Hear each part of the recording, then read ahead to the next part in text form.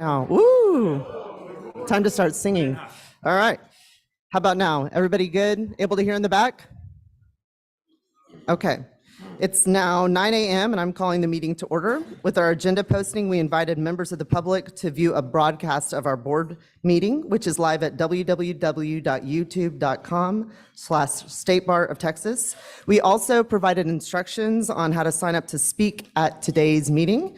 Sign-up sheets were available until 5 p.m. Central yesterday. Members of the public will speak under agenda item 5 unless they're here to speak on a particular agenda item that's other than item 5. And those members of the public who are joining remotely will remain in the Zoom waiting room until it's their turn to speak. Please note that the meeting will be recorded and the recording will be made available to the public. The State Bar's Executive Director, Trey Apfel, will now call roll. Director Baruch. Director Benish. Director Browning. Director Bullard. Director Cantu. Director Kovassis. Director Charbonnet. Director Cherry. Director Clark. Director Cochran. Director Courageous. Director Crosley. Director Culpepper. Director Gibson. Director Goss. Director Grodidier. Director Harris. Director Harrison. Director Hicks. Director Hill. Director Hoskins. Director Huddleston has an excused absence. Director Israni. Director Castle. Director Kern. Director Kroger. Senior Justice Learman has an excused absence. Chief Justice Martinez. Director Masri. Judge McClure. Director McDonald. Director Mateer. Director Morales. Director Naylor. Director Perez. Director Pineda. Director Popoff. Director Pratt. Judge Pulliam. Director Quadros. Director Ritter. Director Shambato. Director Sloan. Director Smith. Director Stafford. Director Stelly. Director Sood. Director Tawada. Director Thiagi Rajan has an excused absence. Director Tisdale. Director Martin, Dr. Martin Toby has an excused absence. Director Robert Toby. Director Tobin. Director Vasquez has an excused absence. Director Venzor. Director Voss.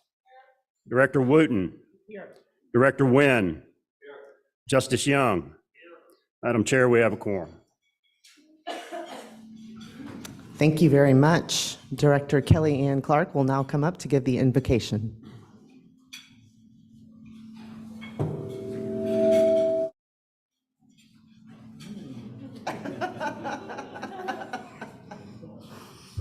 Good morning. Bow your heads. Almighty, thank you for once again bringing this august board safely together in beautiful San Antonio. As we proceed through our work today, may we, quote, use our energies constructively as opposed to destructively, end quote. Maya Angelou, I am human. Guide our hearts and our minds in the way of fairness, inclusion, civility, kindness, and respect for all. At our meeting's conclusion, with the Riverwalk right outside the window, allow the work we have done here today to let justice prevail and roll down like waters and righteousness like an ever-flowing stream. The book of Amos, chapter 5, verses 15 and 24. Guide each of our leaders safely home and grant them the wisdom and strength to lead and carry out their duties until we are brought together again. Keep us humble and grateful for the privilege to serve the lawyers and the communities across this, the great state of Texas. Amen.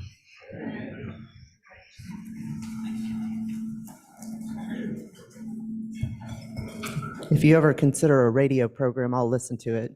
It's amazing. All right. Please, we're going to have Director Kimberly Naylor to lead the board in the pledge of the U.S. and Texas flags now.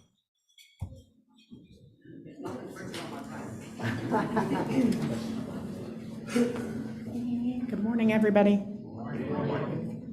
I pledge allegiance to the flag of the United States of America and to the republic for which it stands, one nation, under God, indivisible, with liberty and justice for all. Honor the Texas flag. I pledge allegiance to thee, Texas, one state, under God, one and indivisible.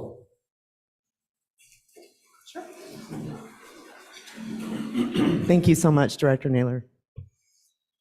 All right, so at this time, we're going to acknowledge any members of the public who have signed up to speak. Thank you so much for everyone who has done so and is here to give us your feedback on what we're discussing. Any member of the public joining us in person, again, who wishes to speak has to fill out a blue sign-in card. It looks like this, and return it to staff.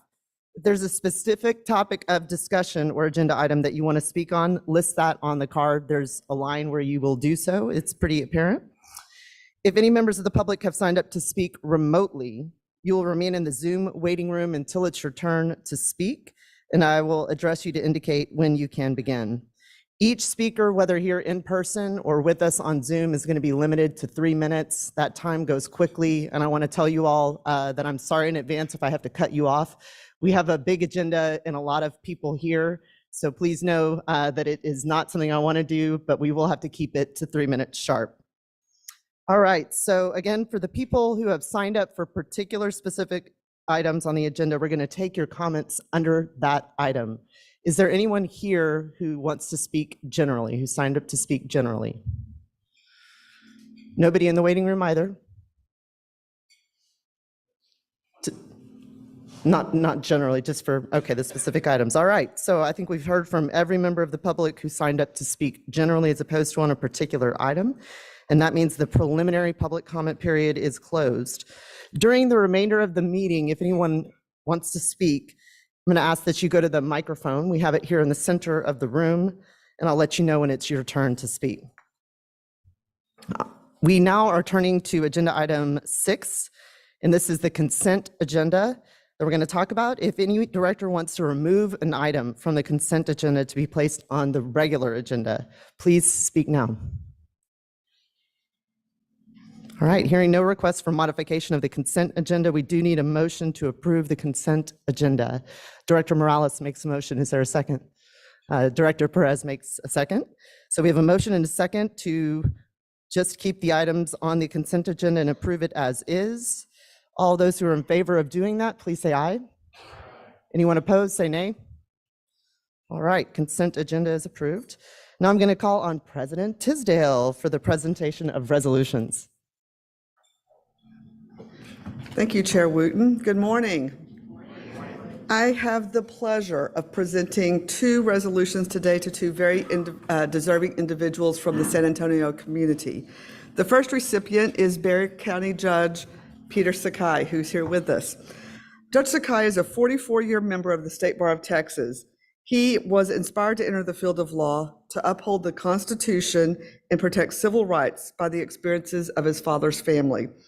There were Japanese immigrants to the United States who were interred during World War II under Executive Order 9066.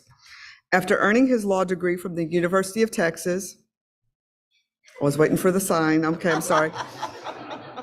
He served as a Bexar County appellate assistant district attorney and opened a solo practice. Later, civil courts judges unanimously appointed him as associate judge of the Bexar County Children's Court in 1995. This is so impressive to me. Under his leadership of the Children's Court, adoptions of foster children in Bexar County increased by 1,000%. He created several programs that protected children and put struggling families back together, including the Family Drug Court, Early Childhood Court, and College-Bound Docket. Among his many other contributions to our profession, Judge Sakai was appointed to the Permanent Judicial Commission for Children, Youth, and Families of the Supreme Court of Texas and served the maximum 2 terms. He was elected the 225th State District Court and served 4 terms, stepping down in 2021, before being elected to his current position as Bexar County Judge. He began presiding over the Bexar County Commissioners Court in January 2023, 1 year ago. With this resolution, we honor Judge Sakai for his outstanding efforts on behalf of the children and families of Texas, his dedication to the San Antonio community, and his unwavering commitment to the legal profession. Please help me welcoming Judge Sakai.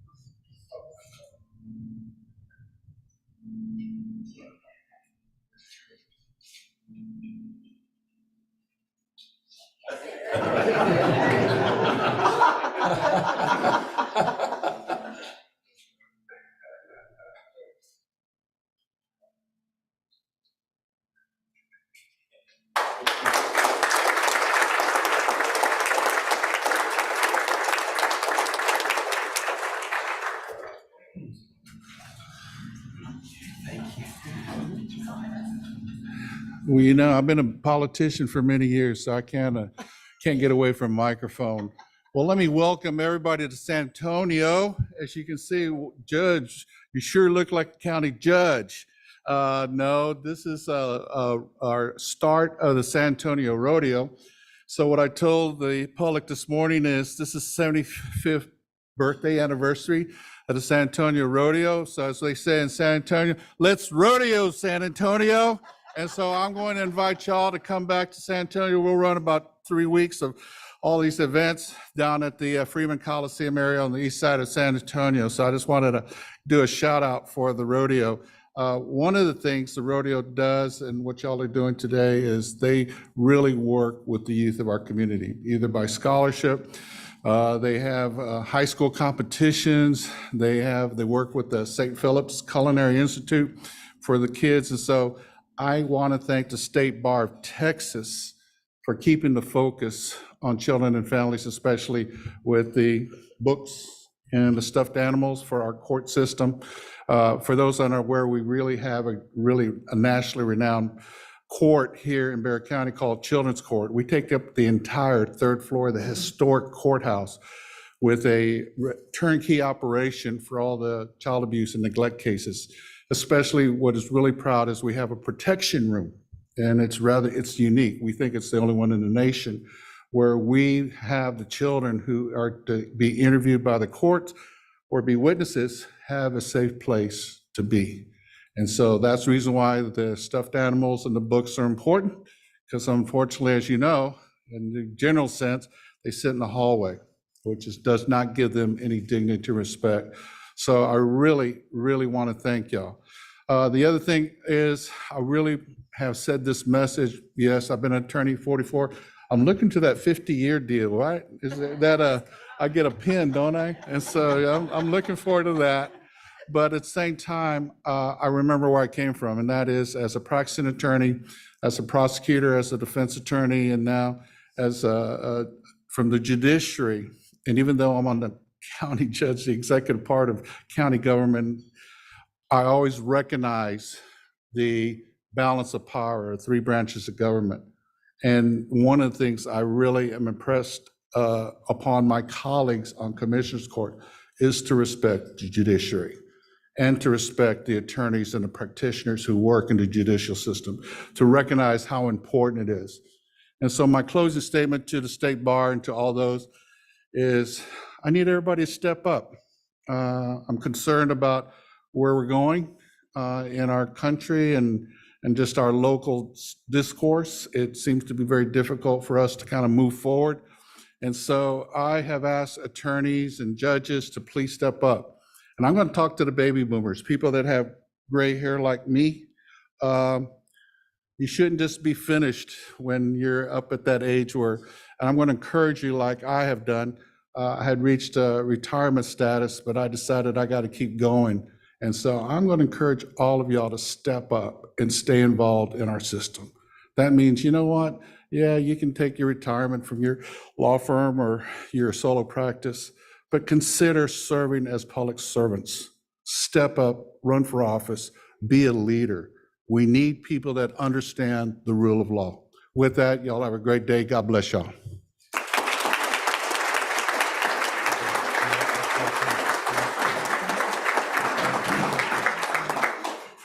Thank you, Judge Sakai. Our second recipient is Judge Larry Knoll. Judge Larry Knoll was unable to be with us here today, but I believe he is watching online. So hello, Judge Knoll, if you're watching online. He is a 50-year member of the State Bar of Texas, so he's reached that 50-year mark. He's a 41-year fellow of the Texas Bar Foundation and a 36-year member of the Texas Bar College. He served in the U.S. Army before earning his Juris Doctor degree from St. Mary's University School of Law, and then practiced family law and real estate law in San Antonio for more than 3 decades. Judge Knoll has a long record of bar service. He served as a director and secretary of the San Antonio Young Lawyers Association and held numerous offices with the San Antonio Bar Association, culminating in a term as president in 1992-93. He served as Justice of the Peace and a municipal judge before his election to the bench of the 408th Judicial District Court in 2006. Since his retirement in 2016, and he has continued to serve as senior judge since then. Judge Knoll has also served as adjunct professor of family law at St. Mary's University School of Law. With this resolution, we honor Judge Knoll for his outstanding efforts on behalf of the people of Texas, his dedication to the San Antonio community, and his unwavering commitment to the legal profession. Please help me in thanking Judge Knoll for his service.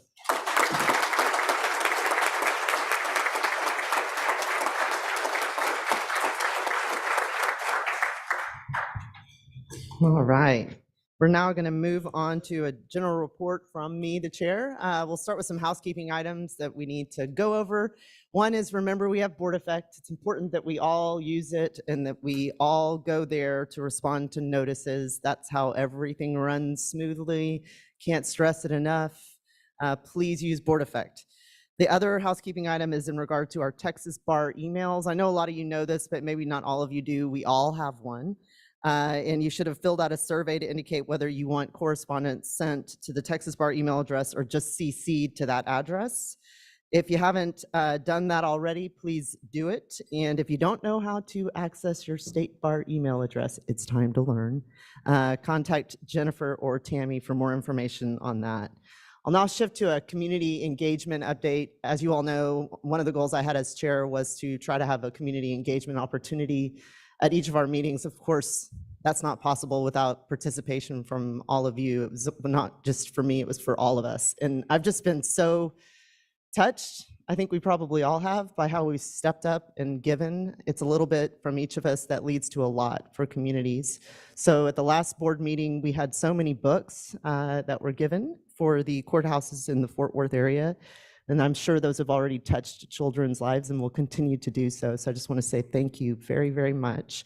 For this board meeting, Director Naylor put the idea in my mind to try to collect stuffed animals, and that led to a broader conversation with Director Morales about what the children's courthouses needed here most, and that's both stuffed animals and books. And you all stepped up again. As you heard, these children who come through these courts are in very difficult situations. And again, it's a little bit from each of us that can make such a big difference to the children who move through the courts. So thank you very, very much for participating. It just touches me deeply. And we're going to have an additional opportunity at the next board meeting. We'll let you know when the details have been arranged. As Judge Sakai said, he's going to be assisting with getting those donations to the right place. So thanks again.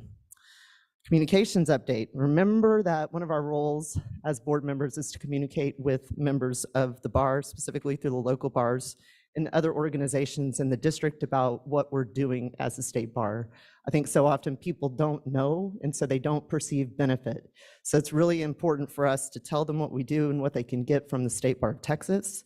Again, there are 2 accredited CLE courses that are available to us to present to people. They're already there. We just have to read the slides and give the presentations. If you do schedule, let me rephrase that. When you do schedule a presentation, be sure to let Communications Director Lowell Brown know so that he can record it and also ensure that you have the latest and greatest materials.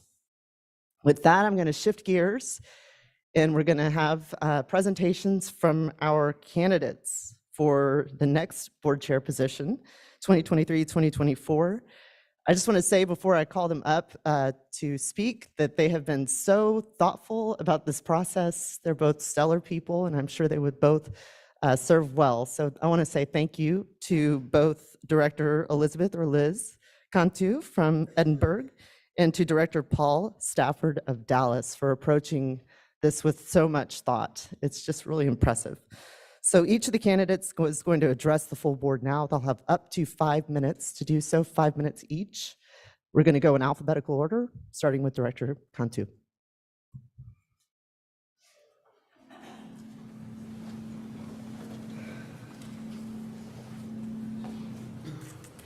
Good morning.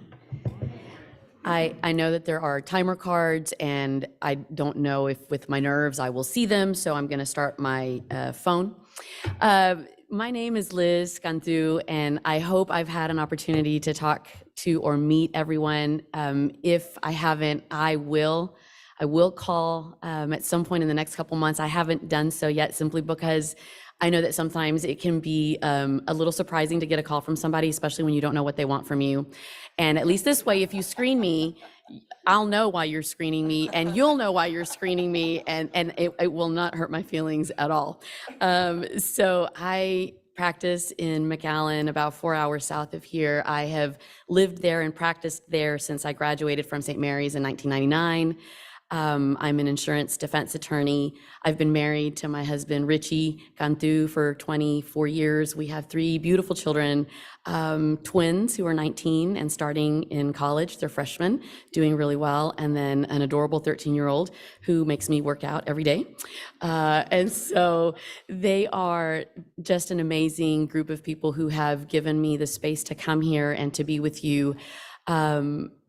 2 years ago, I didn't know 99% of you. I was involved with Women in the Law. I'm currently chair of that section, but it was really my involvement with the section and with mentors who were involved with the State Bar that, despite my nerves and my uncertainty, I decided that it was worth submitting my name for an at-large director position. And the amazing Sylvia Barunda Firth interviewed me after going through the committee and said, I think you're a good fit. And here I am. And a year and a half later, I am so excited for all of our meetings, for the committee meetings, to come and to see everybody. And it's ridiculous. And I say it over and over. I know it seems fake and disingenuous, but it isn't. I love the State Bar. I love what everyone in this room does, what the executive director does, what the staff does. And I know that we are the silent warriors. We are the unsung heroes. And I don't mean me. I mean everyone that's here, everyone that's in the back, because every single day we get up to try to figure out what we can do for the membership, how we can help our lawyers lawyer. And in doing so, we become friends. And no matter what happens today, I promise you, it is not going to hurt my feelings. I am not going to take it personally, because Director Stafford is amazing and is a friend and was one of the very first people to ever come up and talk to me when I came to the first meeting. He called me. Who does that? And so I am honored to be in the same room with him. I'm honored to be up here with you talking about the same position. But I do want this position, and I want you to know that I am a team player. I don't want to be an island. I don't want to be on an island. I want to get up, talk to the people who know what they're doing, who can help me be better about how I can serve you. I don't have all the answers, but I will try to get them. I will get prepared in the summer. And I really hope that if you have any doubts, that you will let me talk to you. If you don't have doubts, then again, there is no wrong decision here, because we both are really committed to this organization. We're committed to this position and to you. Thank you so much.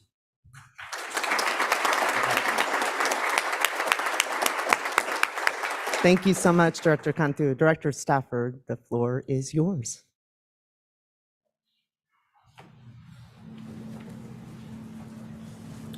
I don't have my name tag, so I'm Paul Stafford. I'm going to put my little placard here, so at least I'll know who I am. Yeah, I did call Liz. Liz and I met through the state bar, and I'll get to that in a second, because I just felt like it was really important to meet and to try to get to know everyone who you're serving with. And I called Liz again, and I asked her for my vote, for a vote for the chair, and then she didn't return my call. So, so Liz, we'll talk. Dressed and ready with your lamps lit. Now, we have an ecclesiastical approach to this, but that's Luke 12:35. So, got to be dressed and ready to serve. And I only have 5 minutes. I really don't know how much time I have in the global sense. And that drives a lot of what I do. And so who am I? It's in that 5-page letter in your packet. And if we're citing to the packet, it's page 58 through 64 et sec. That says a lot about me. I was supposed to be an engineer. And I actually ended up telling my dad that I was going to change majors, and he didn't ever like lawyers. I lean on my dad a lot. It's been 25 years since his passing, but he had a huge impression on me, if you know me. And he said, I don't like lawyers. I said, your son's a lawyer, your oldest son, my brother. He said, yeah, I never really liked him. And that kind of set the tone for my relationship through law school. But he dropped me off at Tech in August of '91, and he said, I ain't coming back till you graduate, and he meant that. He came back in '94, May 14th, tears in his eyes. He said, did you find what you were looking for? I said, I got that JD. And he wasn't a crier, but he teared up. I teared up, we had a moment. And I think his notion of what lawyers were and could be changed, and mine did too. Mine did too. I didn't grow up around a bunch of lawyers, but I grew up around servant leaders, and that kind of drives my involvement here, regardless of the outcome. And that's not a cliche, even though it is, but I actually am sincere, I mean that. Liz Cantu is an amazing candidate. She's an amazing person, and you can't go wrong with Liz. I don't think you can go wrong with me, but I'm not gonna go cry and get in the fetal position in the corner if I don't prevail. But I do want this. I've served as the Dallas Bar president, the chair of their board. I've served in the community in a variety of ways. I'm on the symphony board in Dallas, Boys and Girls Club. I'm a professor at 2 universities, I think. I'm currently at Texas Tech teaching con law and running a practice with my name on it. Luckily, we have other people at the firm that understand that I'm slowly phasing out and they're ramping up. So in my 2 minutes, I've spent 3 telling you who I am, but I kind of want to spend the last 2 telling you who you are. I see this as a model form of engagement, not just for lawyers, but for society. And that's a cliche too, but the congeniality and the convening and the continuity and the commitment and the things that we do on the daily. We are diverse, but we are not divisive. And that is instructive for those that are listening at home and in this room to the way that we should conduct ourselves civilly and professionally. I believe that I have crossed a lot of bridges. I have crossed bridges that other people have built. I have built my own as well. And so I really want to help us to continue that congeniality, collaboratively, self-governing, and doing the things that we can do to help not just ourselves, but fellow members of our bar. You gotta walk, you gotta run. When you get tired of running, you gotta catch a ride. And then you can rest. And then you can learn how to drive, maybe. And then when you learn how to drive, you gotta pick other people up along the way. Because someday they're gonna be driving and you're gonna be riding again, and then they're gonna let you off the bus, and then you're gonna run, and then you're gonna walk, and then you're gonna do whatever we all do at the end of this long road. And so this is an opportunity, I believe, to serve in the highest and best use. And I, again, thank you for the opportunity to speak to you and to have the opportunity to tell you who I am and who you are and who we could be. Thank you.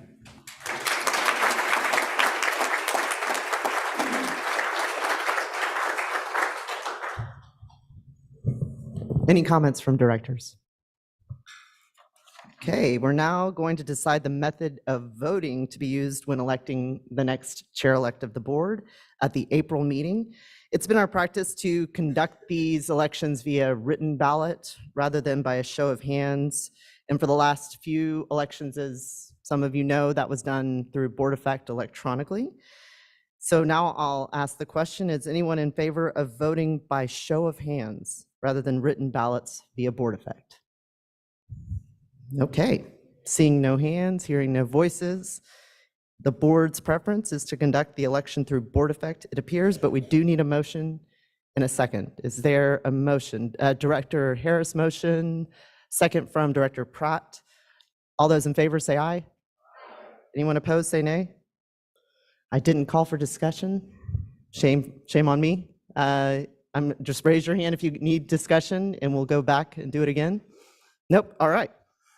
Moving on. I'm going to call on Executive Director, Apfel, to provide a general report. Thank you, Madam Chair. And before I get started, let me just thank President Tisdale for her comments last night and her gesture, her kind gesture, and for that moment of silence. That was a very powerful moment for me, very much appreciated. I consider everyone here State Bar family, but to my immediate State Bar family, and that means State Bar staff. In case you thought I came to San Antonio because you needed me to help run this meeting, I came to San Antonio because I needed you. And you all showed up. I needed a hug. I needed a handshake. I needed you. And you were there, and you are there. And I appreciate that more than you'll ever know. Okay, so the State Bar's Lawyer Referral and Information Service, or LRIS. We have assisted more than 75,000 people who were seeking legal assistance in 2023. To help manage this caseload and to improve customer service, the program launched a new online portal now that is available as of December. The project was designed to alleviate call volumes from the Lawyer Referral Call Center by directing callers to the portal to get their inquiries resolved more quickly. The portal has already served hundreds of customers, and our early data is very promising. Call wait times have decreased. More customers are receiving immediate assistance instead of having to leave voicemail messages. And this project is another example of the State Bar's commitment to continuous improvement of our operations to better serve our members and the public. This month, we continued our tradition of producing a free CLE seminar the day before our quarterly board meeting in our host city. The Updates for Solo Practitioners and Small Firms seminar took place yesterday here in San Antonio. Topics included a State Bar update, legislative updates on family law and litigation, a tutorial on generative AI, and an update on the United States Supreme Court. I want to thank our speakers, President Tisdale, Kimberly Naylor, Cade Browning, Joshua Weaver, and Chad Baruch for their leadership and participation in that program. Our 2024 State Bar of Texas annual meeting is scheduled for Dallas, June 20th through the 21st at the Hilton Anatole.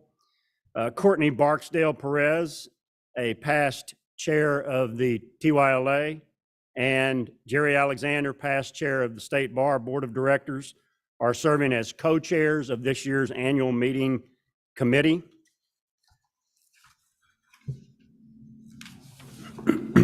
If you're interested in a sponsorship, you have a handout in your materials in Board Effect and also, I believe, at your seats that lists the different law firm and corporate sponsorship levels. Online registration for membership will open on February 1. As directors, you will not register online. I'm going to repeat that. As directors, you will not register online. We will have a special registration form, because you are special, for all directors that will be provided in the next few weeks. We, and I use that term loosely, will also make your hotel reservations based on the registration form.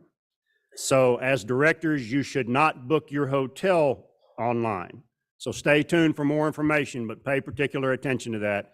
And I'm sure Jennifer Rames and Tammy Knoll will help guide you through that process. I'm also pleased to report that we have 3 very distinguished keynote speakers for our annual meeting. For the Bar Leaders Recognition Luncheon on June 20, we'll hear from Camille Vasquez. She is the California attorney best known for representing actor Johnny Depp in his defamation case against his ex-wife Amber Heard. For the Bench Bar Breakfast on June 21, Professor David Granardo will deliver the keynote address. He serves as the Associate Director of the Holloran Center for Ethical Leadership in the Professions at the University of St. Thomas School of Law in Minneapolis. He was previously a professor at St. Mary's University School of Law, and he remains a member of the Texas Bar. And then for the general session luncheon on June 21, we are honored to have Judge Irma Carrillo Ramirez.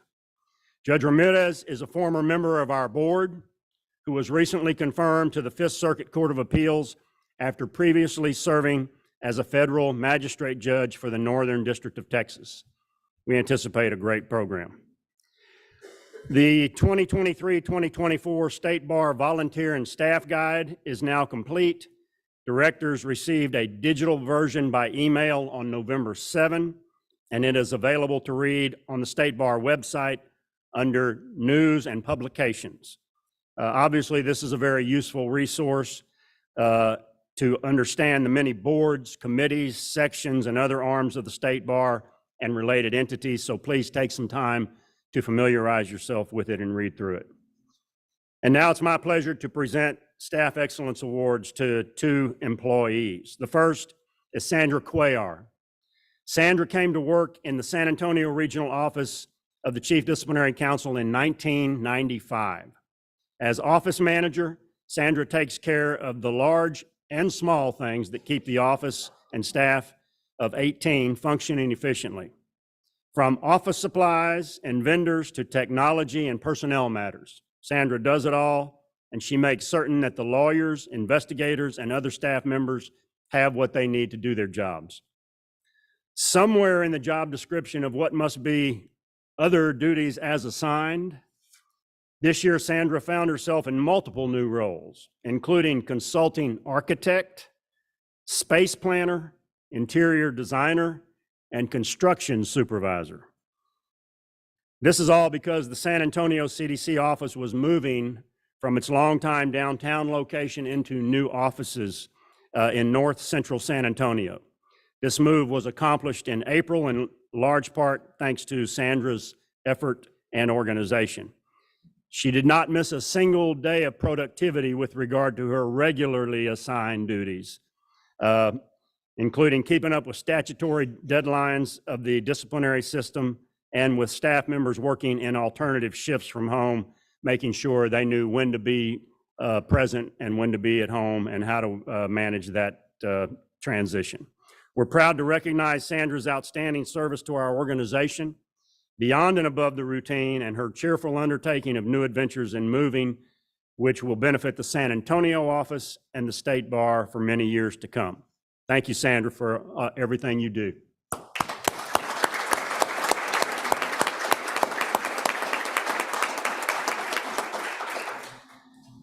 The second recipient of the Staff Excellence Award is Damaj Wiley. Damaj has consistently demonstrated a commitment to excellence, going above and beyond in his role as associate software developer in our IT department. Colleagues from various departments have commended him for his outstanding work and dedication. One of his key achievements during this quarter has been building a custom self-service portal for the Lawyer Referral and Information Service, which I mentioned earlier in my report. Damaj has delivered high-quality results that positively impacted not only the Lawyer Referral Department, but also benefited the public. This achievement has not gone unnoticed, as he received praise from the lawyer referral director for his exceptional performance and his ability to collaborate effectively across teams. Furthermore, Dimaj has consistently demonstrated a strong work ethic and a willingness to take on additional responsibilities. He has been a valuable team member of the IT department, consistently providing support and guidance to his colleagues. Department heads have highlighted his ability to handle challenging tasks with poise and efficiency, making him an indispensable asset to his team.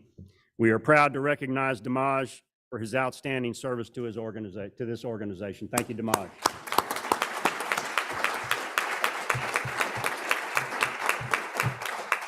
And Madam Chair, that completes my report. Are there any comments or questions about Executive Director Apfel's report? I just want to say thank you for being here, and I know it's a hard time, and that all of us need to remember that and give space and grace to grieve.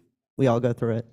All right, at this time, I will call on President Tisdale.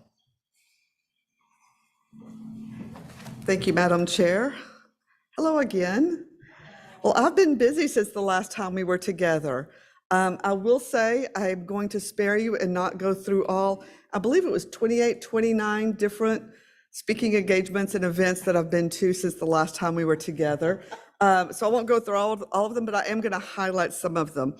I spoke to local bars, including Johnson County, Midland County, Smith County, Brazos County, Victoria County, the HBA Family Law Section, the Nacogdoches Bar, and the Amarillo Bar. I also attended the Southern Conference of Bar Presidents, spoke at Paralegal Day in Dallas, attended the DBA luncheon honoring State Bar past President Frank Stevenson. I presented the Presidential Commendation to the Dallas Bar in celebration of its 150th anniversary. I attended the Texas Access to Justice Commission meeting on the Access to Legal Services Working Group's report and recommendations, and I know Chair Myers will be presenting on that later in this meeting. And I represented the State Bar at other events, including TMCP, the new lawyer induction, which, as a side note, my son was there and was sworn in at the same time, so that was very special for me at that time too.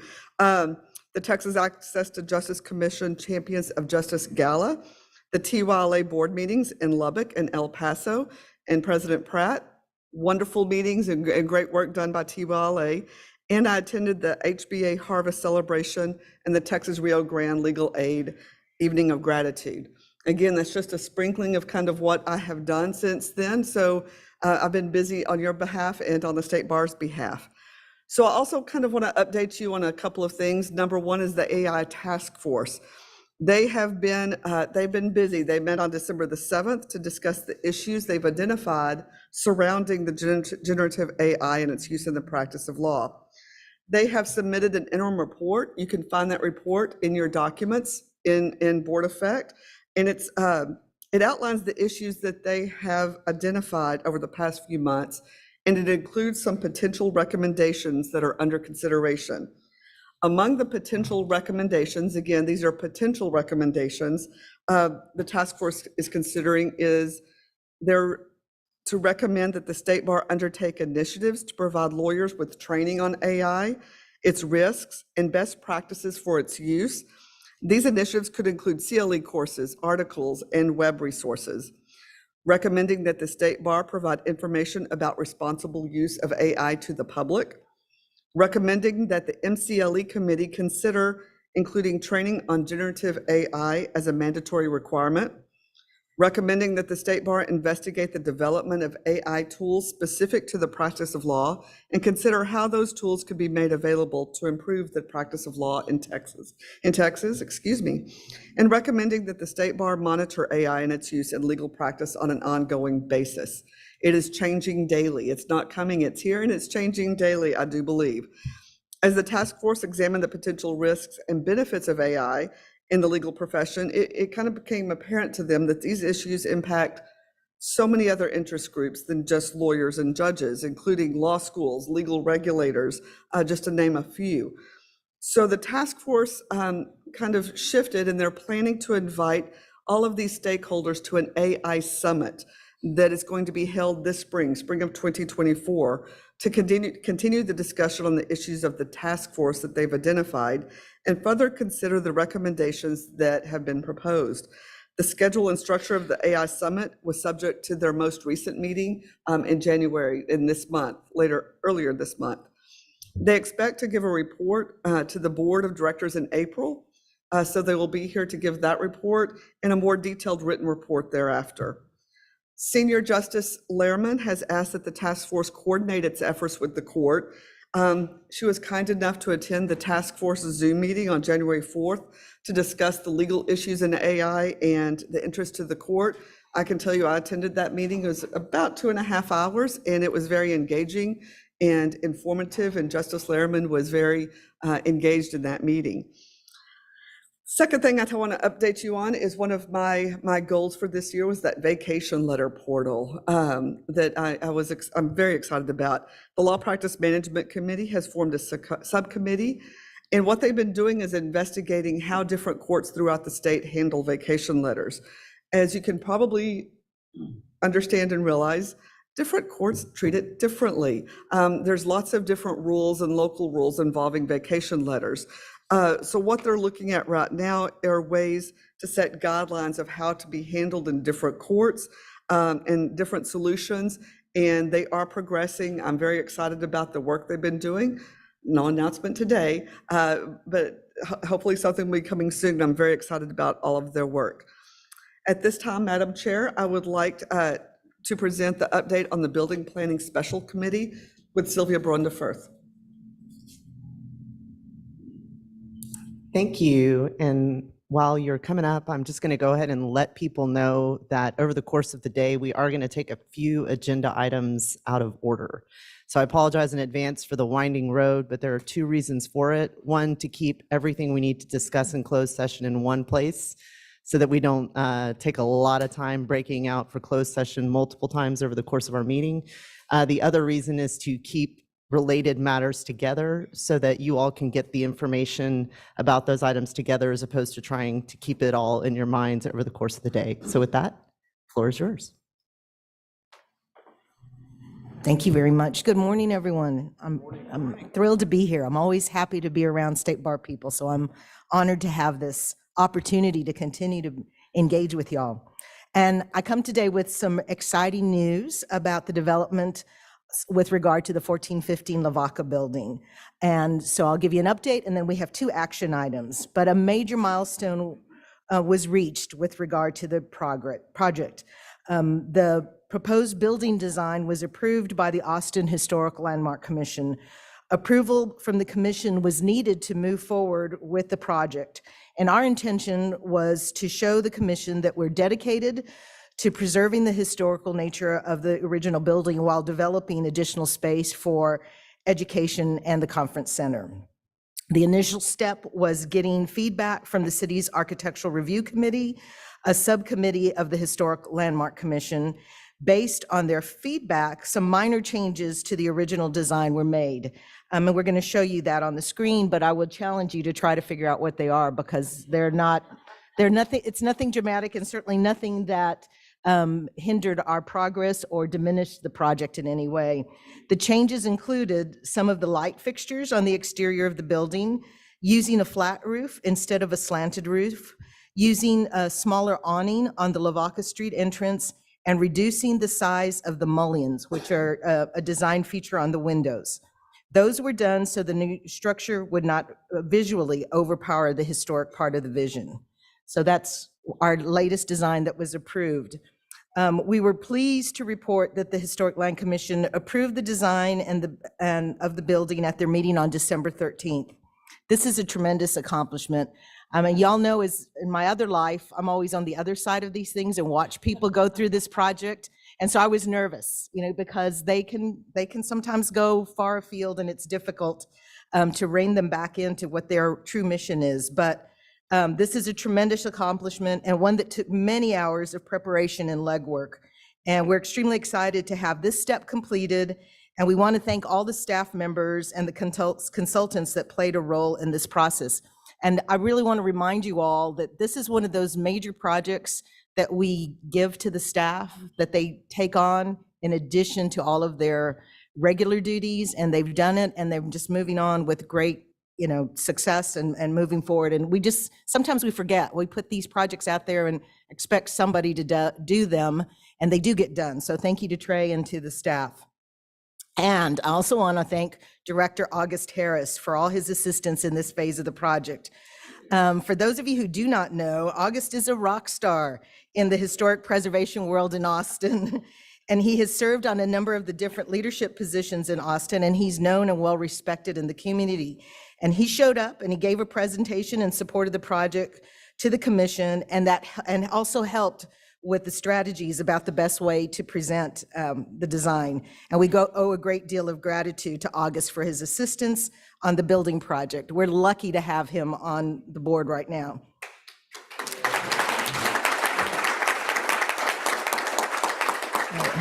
So, and we want to keep him here, so under the radar, okay? Next steps are including working with the construction manager at risk, and we always call them the CMAR for short, to get their initial cost estimate of the schematic design, which will give us an updated estimate of the construction cost to complete the project. And over the next several months, as we complete additional work in the design development phase, the CMAR will give us additional estimates as we further develop the design. Down the road, the CMAR will bid the cost of the project and get us what we call a guaranteed maximum price for the project. And of course, we will have flexibility to not begin construction until we have progressed with our fundraising, which brings us to the next step. Staff has continued working with a fundraising consultant, FBC Generosity Experts, to put together a plan for the fundraising. And there are many steps necessary to develop and implement a comprehensive capital campaign fund. And we'll have more information about this in the future. But in the meantime, we'll begin to continue to push pre-construction activities forward while we begin to ramp up for the fundraising, where we're going to need everybody's help. But right now, for example, the site permit was submitted to the city in November, and we hope to receive approval by February of 2025. That's a long project, but that gives us time to raise money. There will be continued work on the other elements of the design, including working with the Austin Green Building Program and continued work with consultants, landscaping professionals, and interior design specialists, to name a few. And our plan is to have all the details completed, so when we raise the appropriate amount of funds, we can move forward. That concludes the report. And I think we have some action items, yes. Any comments or questions regarding the report? All right, at this time, we're going to hold on the 2 action items for agenda item 8B to allow the board to discuss those matters in one closed session, as I mentioned just a moment ago. And we're going to take agenda item 13B out of order. I'll call on Director Hoskins as chair of the Facilities and Equipment Subcommittee to give her general report. Thank you so much. Thank you, Madam Chair. Good morning. I will be presenting on behalf of the Facility and Equipment Subcommittee. As committee reported at the September meeting, the building which currently houses the Dallas CDC office has been under foreclosure proceedings and has recently been purchased by new owners. The new owners have informed the State Bar we must vacate the building by July the 1st, 2024. The current location is at the Princeton Building near the North Dallas Tollway, and the State Bar has approximately 7 years remaining on the lease. The CDC has been in that location since 2009. Our real estate firm, CBRE, assisted in conducting an RFP process to review other potential office locations near the area. We looked at proposals for 3 office locations that would suit our space requirements. On November 16th, the Facility and Equipment Committee and the Administration Committee met and approved of one of the proposed office locations.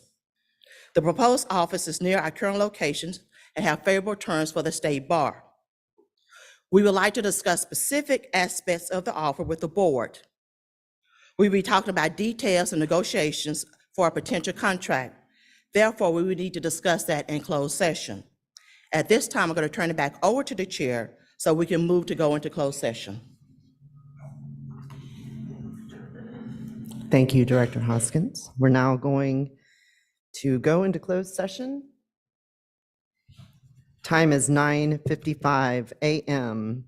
We'll recess the open meeting and reconvene in closed session as authorized by Texas Government Code, Section 551071, for the purpose of consulting with legal counsel regarding Boudreaux v. Louisiana State Bar Association, Harrison v. State Bar of Texas Insurance Trust, Turnbull v. Commission for Lawyer Discipline et al., Washington v. State Bar of Texas et al., Yon v. State Bar of Texas et al., Butler v. State Bar of Texas et al., the State Bar of Texas office lease in Dallas, and legal matters relating to 1415 Lavaca, all as authorized by Texas Government Code Section 551074 to deliberate regarding personnel matters. With the exception of board liaisons and section representatives and board members, all other individuals, including non-essential staff and other guests, need to excuse themselves at this time from the closed session.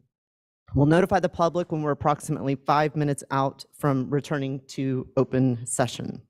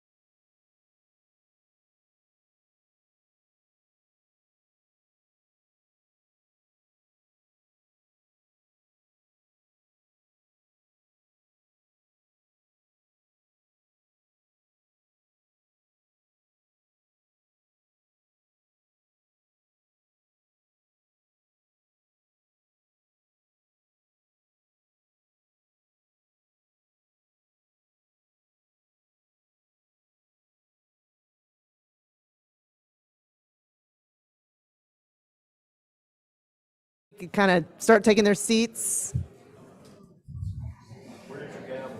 Yeah, I know. Everyone, if you could take your seats, we're about to go back into open.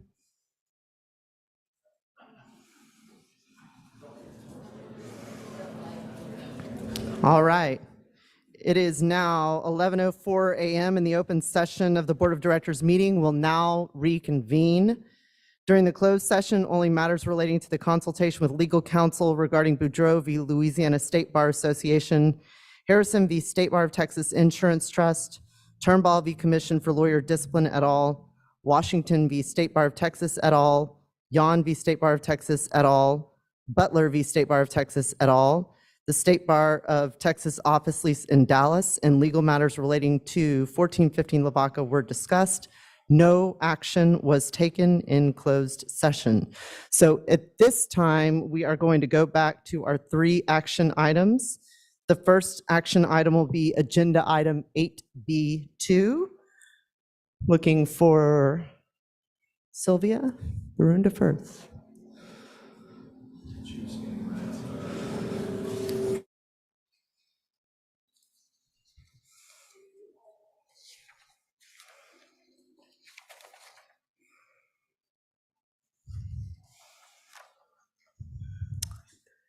Oh, we've got Sylvia Barunda Firth doing something else right now. I'll leave it vague. Why don't we go to 8B3? Okay. So this is consideration and discussion of approval of authorizing the State Bar staff to move forward. Actually, we need to go on, excuse me, to 13B2. Sylvia Barunda Firth is still not here? Okay. All right, so now we're going to consider and discuss approval of Dallas CDC regional office space lease or authorize the executive director to approve the lease. Director Hoskins will make a motion. Yes, Madam Chair, on behalf of the Facility and Equipment Subcommittee, I move the board to authorize the executive director to negotiate and approve the Dallas CDC Regional Council office space lease as discussed in closed session and recommended by the subcommittee.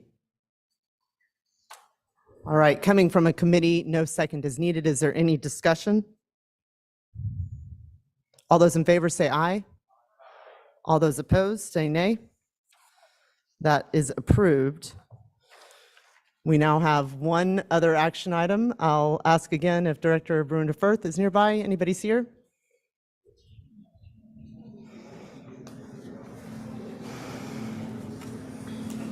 Why don't we go ahead with your report, if that's all right with you. So we'll have a report, agenda item 9, from President-elect Steve Benesch.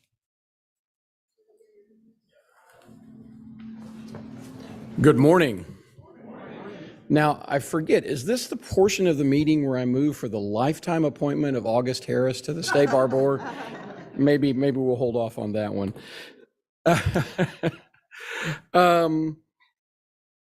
Part of the responsibilities of the president-elect of the State Bar is to attend law-related events and look and listen and learn. And it has been my pleasure in that capacity to attend a number of events since the last quarterly meeting of the State Bar Board, not nearly so many as President Tisdale, as she reported to you earlier.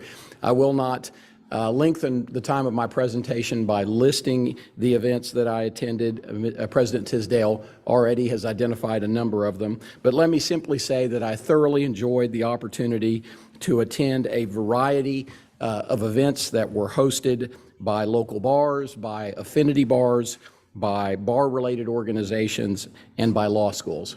But even more than enjoying the attendance at those events, I enjoyed seeing many of you at those events. And I think it's an important reminder to all of us as directors of the State Bar of Texas that we are the ambassadors of the State Bar in connection with the local communities in which we live. And all of the attorneys in those local communities are constituents that we represent. And so an important part of all of our responsibilities as directors of the State Bar is to be aware of the local, of the events within our communities put on by local bars and by their affiliates and affinity organizations, and if there are law schools in our communities, law school events as well, and to make an effort to attend those events as representatives of the State Bar, to interact with our constituents in those communities and to look and to listen and to learn. And I've enjoyed that opportunity. There's quite a difference when I'm down here versus up here. But with that, let me move on to really the main thing I wanted to talk about, and that is the budget. As you know, traditionally, the president-elect chairs the Budget Committee. The State Bar's proposed budget for fiscal year 24-25 is included in our board packets. And if it's approved by the board today, this proposed budget will be published in the March issue of the Texas Bar Journal. The Budget Committee met on December 4th in person at the Texas Law Center, and during the all-day meeting, it reviewed a comprehensive budget packet, about 260 pages worth of detailed budget information. The Budget Committee reviewed detailed program and activity descriptions of the major budgets of the State Bar and historical figures and trends. After hearing from representatives of the State Bar divisions and departments, the committee approved the fiscal 24-25 budget as presented. The committee had great discussion, extensive discussion, and should be commended for their contribution and for their leadership in the State Bar of Texas. I'm excited to present to you the proposed budget that I believe is fiscally responsible and conservative, and that furthers the mission and purposes of our State Bar. This budget will set aside funds to assure that future budget committees have the resources needed to carry on the great services of the State Bar of Texas. A 5-page copy, not the 260 pages, a 5-page copy of the proposed budget is included in all of our board packets, and an excerpt of the budget is on this slide for your reference. The document 24-25 proposed general fund budget dues allocation, that is page 4 and 5 of the budget in your packets, presents the expenditures that are paid for by bar dues. This allocates dues to expenditure categories in total and also by the amount of individual dues payment. A member can use this document to know exactly how much of their dues pay for certain expenditure categories. The dues allocation is considered to be part of the official budget, and an excerpt is presented on this slide for your reference. The proposed general budget for fiscal year 24-25 includes revenues and receipts from reserves of $51,094,558 and has an equal amount of expenditures, transfers, and proposed board commitments. Receipts from reserves include excess funds from prior years' audited financial operations. The budget presented for adoption is a balanced budget. This slide represents the fiscal year 24-25 proposed budget compared to the current adopted budget. The proposed budget shows a total of $51.1 million for both revenues and expenditures. The column for fiscal year 23-24's total budget is about $48.6 million. You will notice that both revenues and expenditures have increased by 5%, or approximately $2.5 million. When comparing the proposed operating budget of the State Bar to the last adopted budget, the operating revenues are budgeted to increase by approximately $1,819,660, or 4%. This increase in revenues is primarily due to projected revenues in dues, MCLE, Texas Bar CLE, and investment income. When comparing the proposed operating budget of the State Bar to the last adopted budget, the operating expenditures are budgeted to increase by approximately $2,465,580, or 5%. The expenditures have increased primarily due to inflation, high paper and printing costs. Yes, we still use paper and lots of it. High job market demand and the rising costs of goods and services. Salary expenditures is the largest category of expenses in this budget. The chart presents the budgeted salaries compared to the total budgeted expenditures of the bar. Over the past 10 years, this trend has remained stable at around 41 to 42% of total budgeted expenditures and transfers. Total proposed budgeted salaries is 5.8% higher compared with the current adopted budget. This increase is slightly higher than historical trends due to the addition of a salary contingency, which is additional funding set aside to respond to recommendations of an independent compensation review that Human Resources is planning for fiscal year 2024 and for fiscal year 2025. 3 annual transfers, as you can see on the screen, are included in the general fund budget. Section 3.08 of the board policy manual requires the first 2 annual transfers. First of all, $483,108. That is an annual transfer to the building fund used to replace capital equipment and renovations of physical properties. Second, a $500,000 transfer to the client security fund. This transfer is $200,000 above the required annual transfer required by the board policy manual. And third, a $500,000 transfer to the technology fund.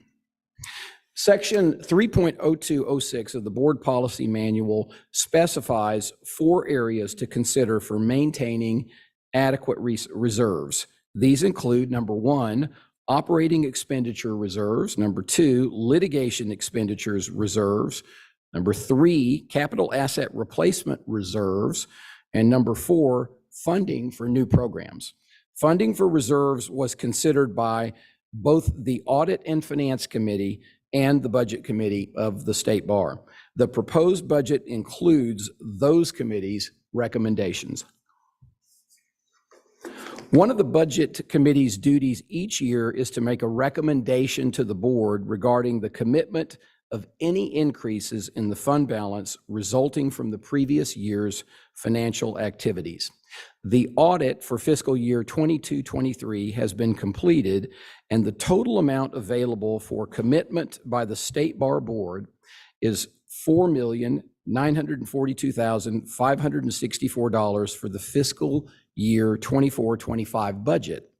This amount comes from excess funds from fiscal year 22-23 financial operations.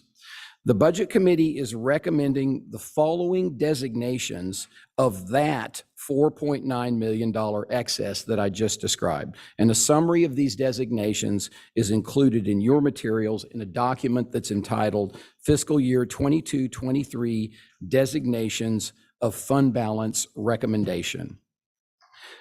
The first item is of the $4.9 million excess is $2,907,796, which we propose to be designated to reserves in the following manner.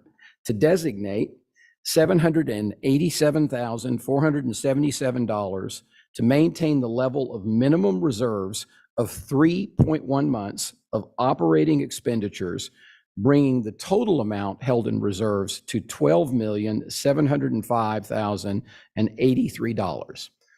Second, to designate a total of $2,120,319 in additional funds to assist in covering projected budget deficits. In prior budget years, the State Bar has designated approximately, and these are for 3 different years, $941,000, $1.5 million, and $2.85 million to cover projected budgetary deficits for fiscal years 23, 24, and 25 respectively. With this budget, the fund balance will be reallocated to designate 0 for fiscal year 2023 since the funds were not needed, $1.5 million for fiscal year 2024, and $2.2 million for fiscal year 2025, and $3.7 million to years thereafter. The total amount of fund balance designated to cover future budgetary shortfalls is $7,460,451. These reserves will ensure that the State Bar and future budget committees have funds available to provide all of the bar's current services to its members and the public in the coming years. In addition to the practice of reserving excess funds for a future year, the State Bar has been having discussions with the State Bar budget committees over the last several months as we have explored options moving forward to address the State Bar's long-term budgetary needs. The Bar's budgetary projections are showing that expenditure growth is outpacing revenue growth, and that there's a need for additional revenue. The current budget committee is scheduled to meet again on February 7th to discuss how the Bar intends to meet this challenge. The budget committee will come back to this board at our next regular scheduled meeting in April to share the Bar's plan and to seek approval from this board. More to come on that. Additionally, is the recommendation to commit $500,000 to the State Bar's Technology Fund. The commitment will fully fund the development of a new MCLE reporting system and will cover future anticipated costs to replace IT equipment. Recommended to commit $1,500,000 for the Building Fund. These funds are needed for the anticipated costs needed to develop the 1415 Lavaca building into an education and conference center. Anticipated costs include building plan and development costs, permits, construction planning costs, and of this amount, of this $1.5 million, $500,000 will be reserved to cover the costs of planning a capital fundraising campaign. It's intended that the funds raised will offset the initial investment in the Lavaca building construction. Next, to recommend the commitment of $8,832 to raise the balance as a reserve for future State Bar initiatives to a level of $200,000. The balance in the State Bar initiatives account is not reflective of money to be spent in any given year, but is maintained to ensure that money is set aside and is available for future initiatives and to maintain prior presidential initiatives. And finally, to commit $50,000 to increase funds held for future membership referendum votes. The board commitment would bring the total held to $200,000 to cover the travel, meeting, and implementation costs associated with future membership rules votes. And with all of that, on behalf of the Budget Committee moves that the State Bar's proposed fiscal year 24-25 budget and dues allocation as presented be approved for publication in the March 2024 issue of the Texas Bar Journal. And with that, I conclude my presentation, Madam Chair. Thank you so much, President-elect Benish. All right, coming from a committee that needs no second, all those in favor say aye. Anyone opposed, say nay. It passes. We'll hear brief remarks now from Executive Director Apfel. You heard President-elect Benish talk about future needs, future plans. Our projections are showing expenditures outpacing revenues. In the last sunset, the executive director was given authority subject to consultation with the court, authority to increase dues no more than 10% once every 6 years. Internally, State Bar leadership was discussing a bar dues increase prior to the pandemic. The pandemic did not allow us an environment where we thought was conducive to increasing dues during that time period. Coming out of the pandemic, we are now starting to get to a more normal expenditure process, revenue process, and we are seeing clearly what I just told you. Expenditures are outpacing revenues. We've had initial discussions with the court about a dues increase. In the March TBJ Executive Director's column, I will be talking about the needs of the bar moving forward based on our projections. The Budget Committee will be meeting, as President-elect Benish said, in February. We're going to talk to the Budget Committee about what that dues increase is going to look like. The initial idea is to go forward, subject to court approval, with that 10% increase in 25-26. 10% is not going to be enough to put the bar on solid financial footing for 10 to 12 to 15 years. We will need more than that. The 10% obviously will be approximately $23, depending on your level of dues paying per lawyer. Dues currently are $235 for. So with that 10% not being enough, if the total that we wanted to raise dues, for example, is $100, we would still need to come back and pick up the remainder of that $100. If we want to do that prior to waiting another 6 years, we have to go to referendum. The lawyers, our membership has to approve that.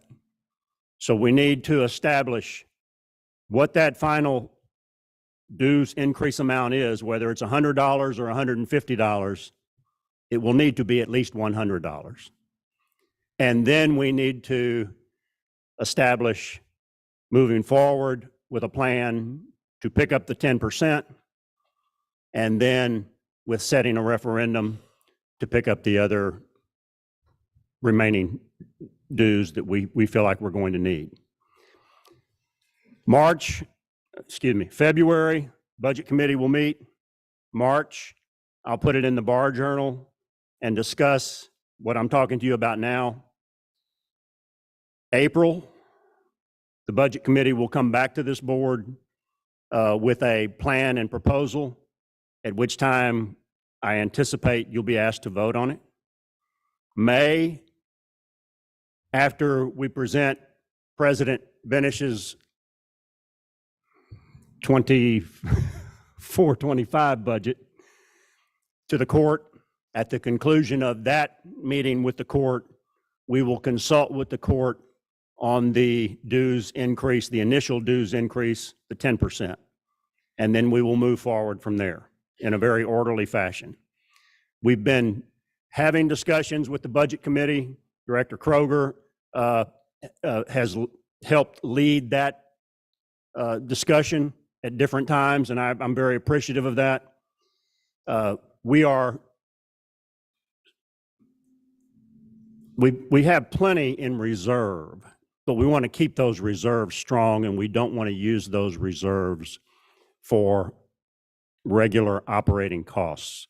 So we want to maintain that 2 to 4 months of operating reserves, but also place the State Bar of Texas on sound and solid financial footing for the next decade. So that's the plan moving forward, and I'm happy to answer any questions to us, just as President-elect Benish asked. Trey, is there any thought to, I'm sorry, probably have to acknowledge you first. I'm sorry, my God. That's right. Oh, thank you. Yeah, Thank you. comments and questions. Yes, is there any thought to implementing the dues increase for 24-25 as opposed to waiting an additional year? Director Tobey, it's just timing. I mean, in a perfect world, we'd just, flip the switch, but we're trying to be respective of our membership so that we can give them an idea as to what we're doing and why. We feel like we owe an explanation to our membership in that regard. And just to put it in perspective, the last dues increase was 1991. And the $235 that was put into place in 1991 is buying about $94 worth of bar benefits. So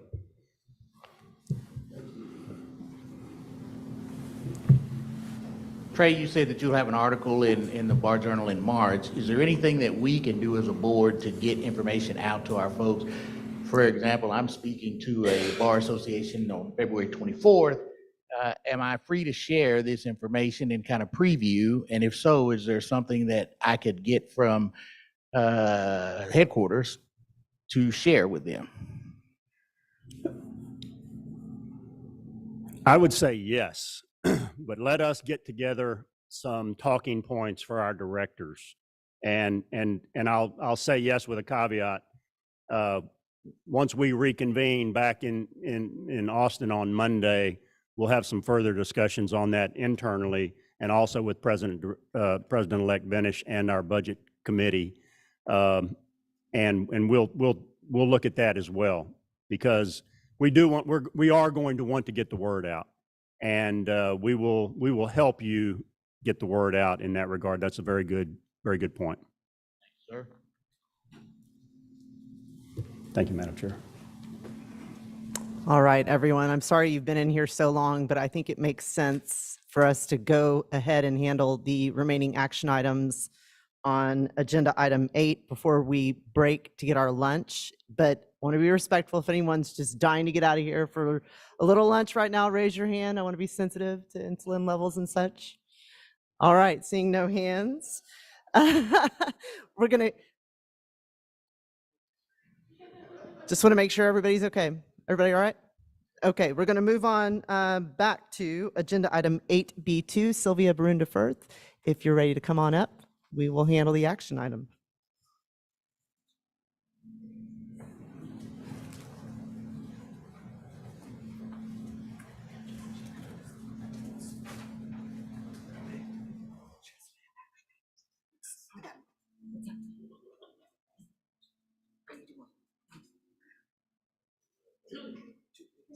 Whatever you want to do.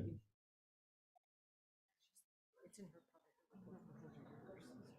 It's okay. Whatever you want.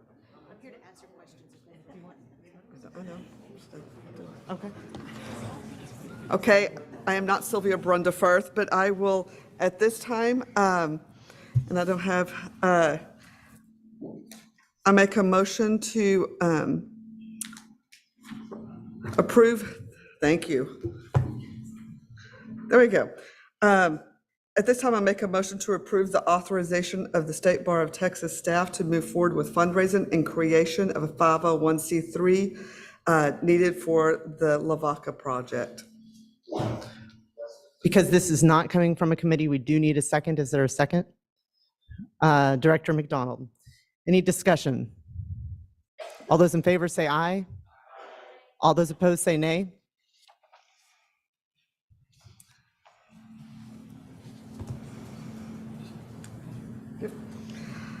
At this time, Madam Chair, I would like to move to approve the authorization of the State Bar of Texas staff to move forward with design and construction planning of the Lavaca project. Again, because that's not coming from a committee, we do need a second. Is there a second? Director Harris, discussion. Seeing no hands, hearing no voices, all those in favor say aye. Anyone opposed, say nay. That passes. We are now going to take a 15-minute break so that everybody can grab lunch, visit a little bit. I do think we should have a working lunch so we can get out of here as quickly as possible, being respectful to all of your schedules, and I know some of you do need to leave early. So please try to get back here in approximately 15 minutes so we can resume with the agenda and the meeting. Thank you.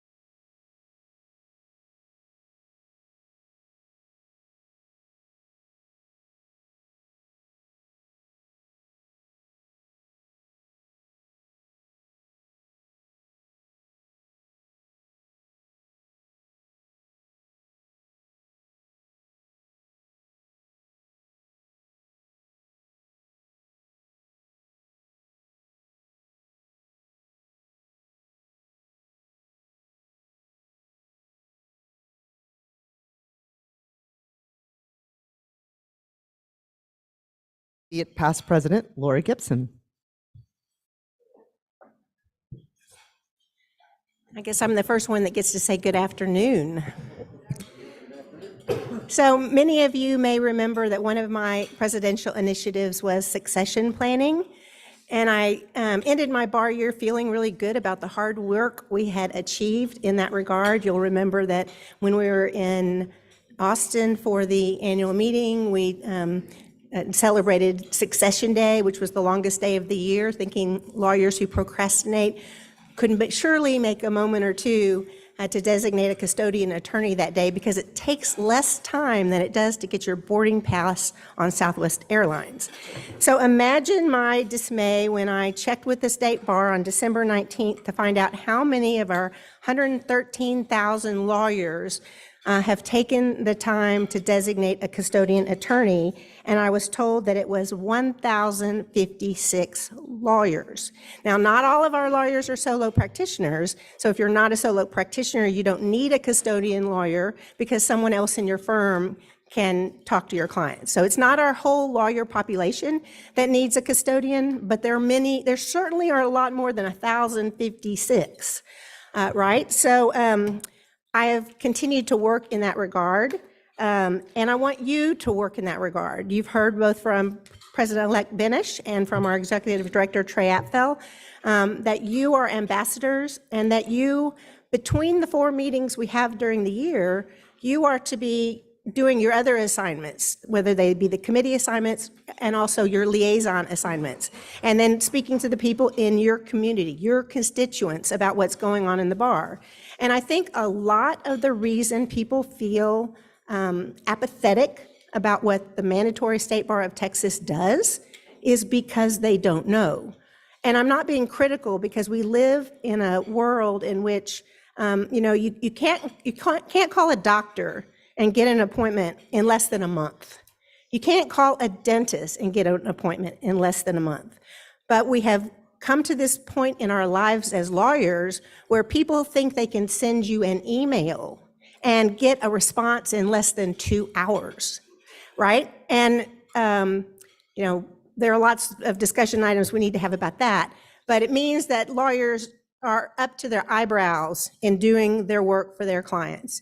So I don't blame them for not having the time to look on our website to see what's available to them. But you, as leaders of our 113,000 lawyers, need to talk to the people in your community about these important issues. Some of them we talked about in closed session, and one that I want to put in your forefront is succession planning. Director Medior talked about the fact that he lost, his area lost 2 lawyers to death by suicide.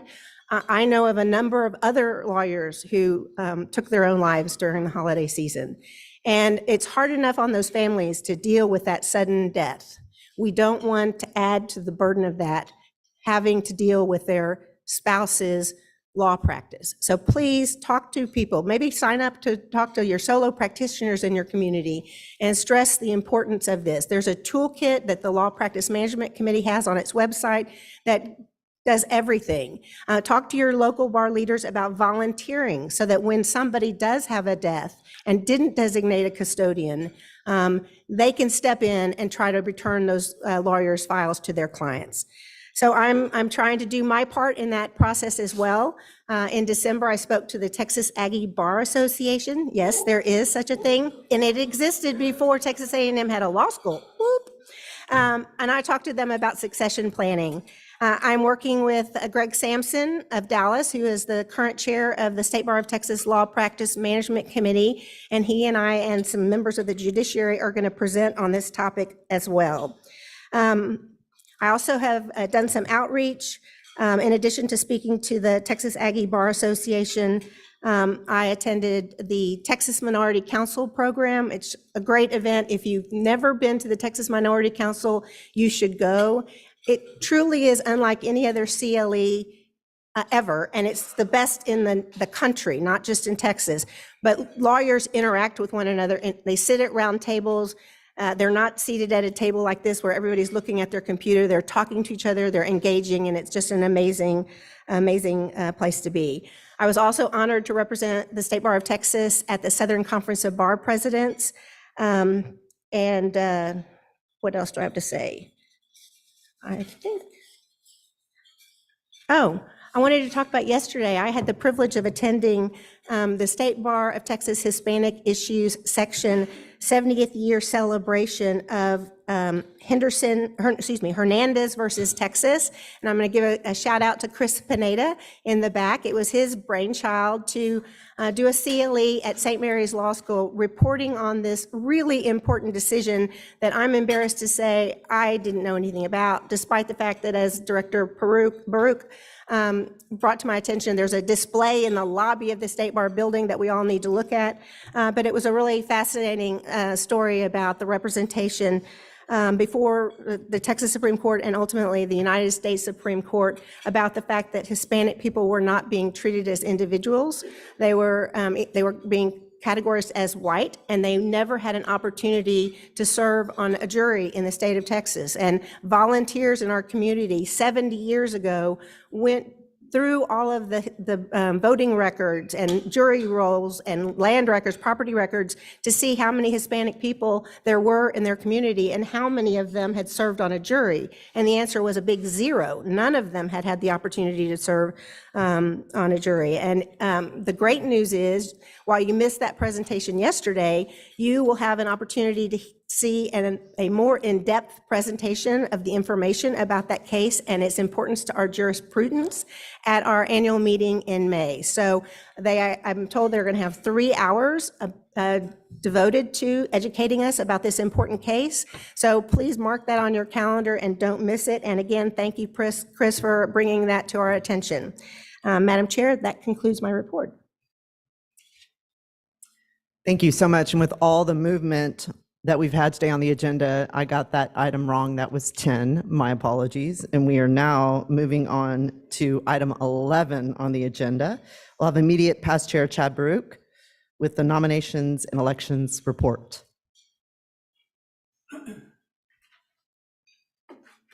Thank you, Madam Chair. Our report will be brief. You all know our nominated candidates, Denise Schofield and Santos Vargas. We are unaware of any petition candidates.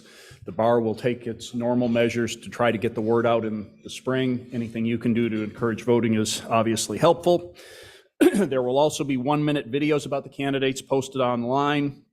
And the present plan is to host a candidate forum at the State Bar on March 26th. Past President Gibson and I will moderate that forum, and it will be streamed live online. There are 10 open director positions this year. The chart of those positions is included in your meeting materials. Information is posted about how to run for director on the Board of Directors webpage. So if you know of anyone interested in running, please direct them to the website. The deadline for petitions is March 1st. You can also have them contact Ray Cantu, and he can get them set up to run in the upcoming elections. We hear quite often that it's always best to have contested bar elections. Wasn't my experience, but so be it. The election will begin on April 1 and end on April 30, and that's my report, Madam Chair. Thank you for that speed report. That was really good. So now I think we are going to take one of the last 2 items out of order, agenda item 21. This is a report from Harriet Myers as chair of the Texas Access to Justice Commission. As she's making her way up, I'll let you know that she is going to be addressing working group content as well as the Texas Access to Justice Commission vote on that content. I want to let all of you know, in the interest of full disclosure, that I was a co-chair of the working group and also a chair of a subcommittee of that working group. Out of respect for the fact that I'm also here as chair of this esteemed board, I did not take any votes at any point along the way. I simply served in a chair capacity, and I wanted you all to know that before the substantive discussion began. Harriet Myers.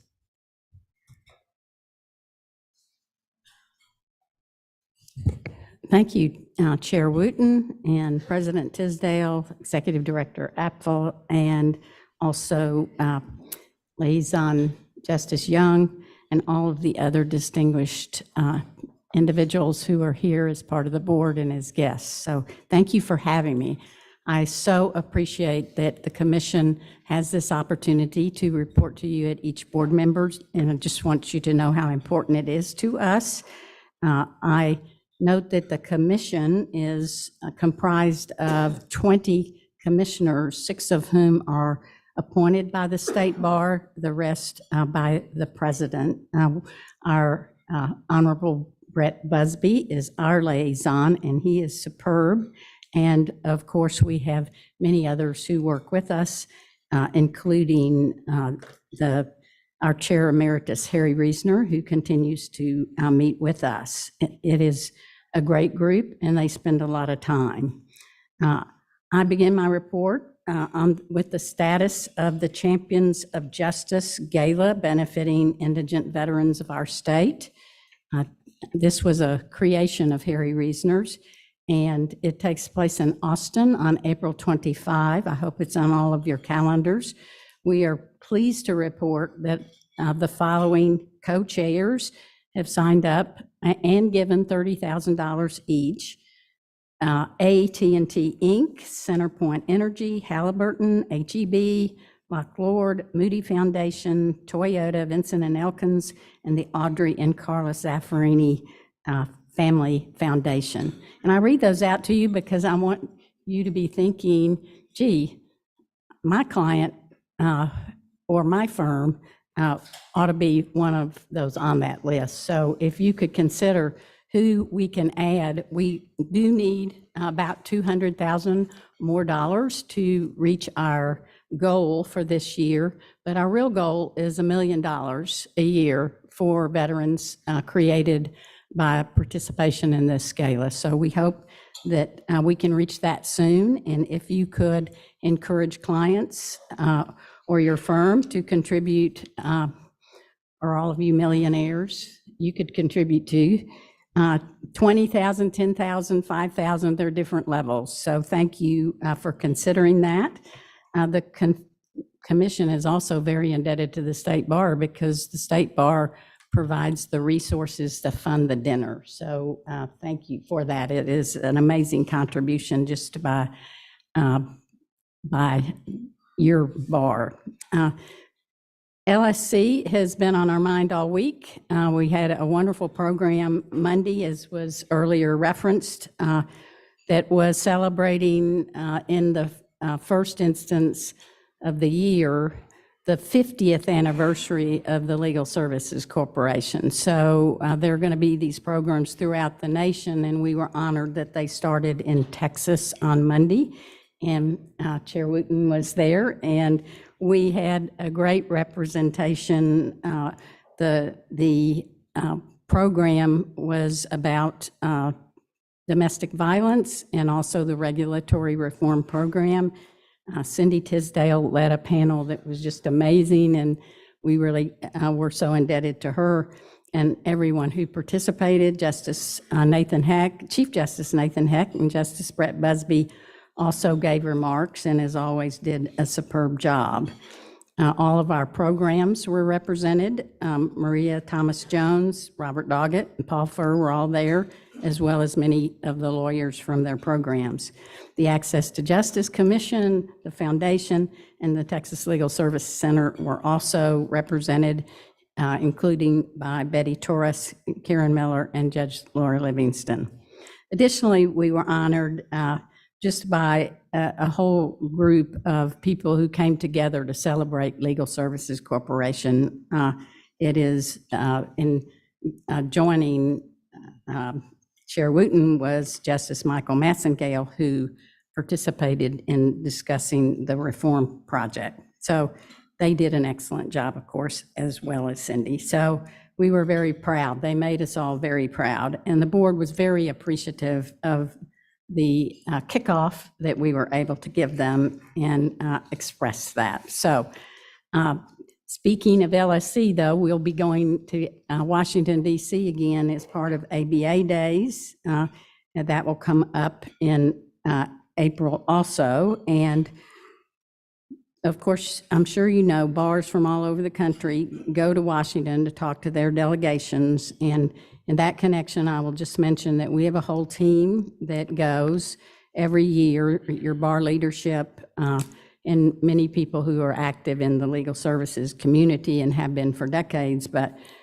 if you know of any of the, any of the representatives or senators, we would really appreciate your letting us know that, because we've had great instances where college roommates were able to flip a member who would not contribute, would not vote for the LSE funding, just was archly against it, until we marched in with Tom Vick, who happened to be his college roommate. And oh, Tom.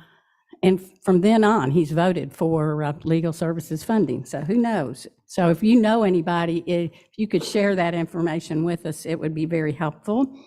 And we also are talking about the state legislature. I know it seems like just yesterday that the last one ended, but nope, you got to start planning for next. So if you want to give us ideas about how we can improve access to justice in our state through state legislative initiatives, we'd love to hear from you. And we have a group that's already working on that topic.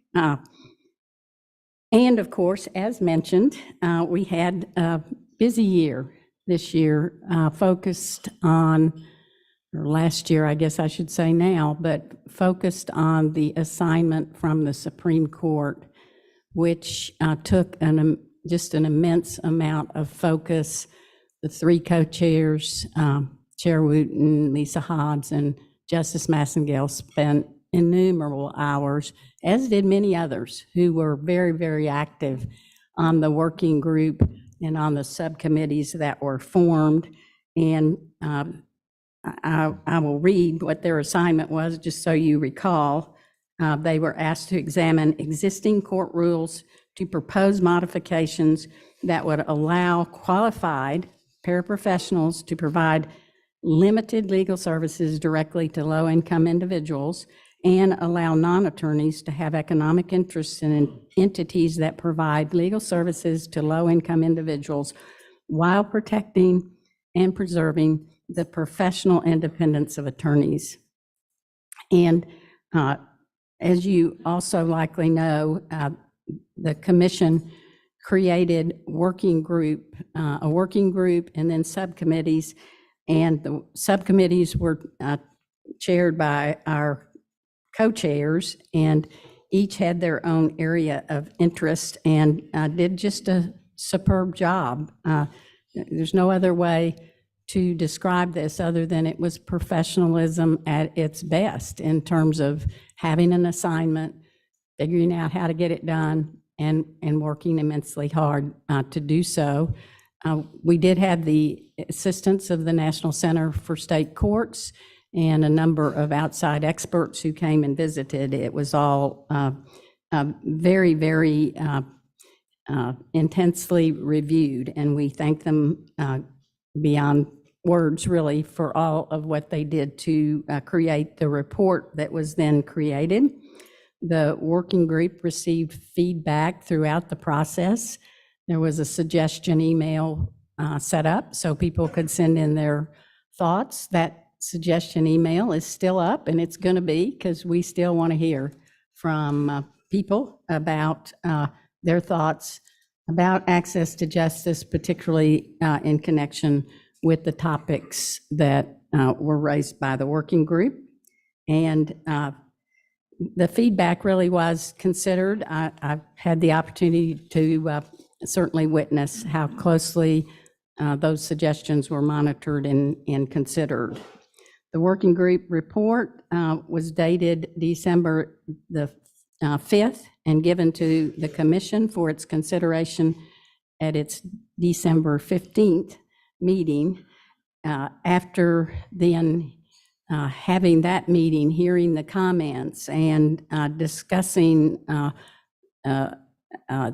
what was recommended and the issues all there before the commission, then the recommendations in the working group report were presented to the commission for action. I will say, all you have to do if you have any questions about what was done, go to the commission website, look under working group, every meeting minute, materials.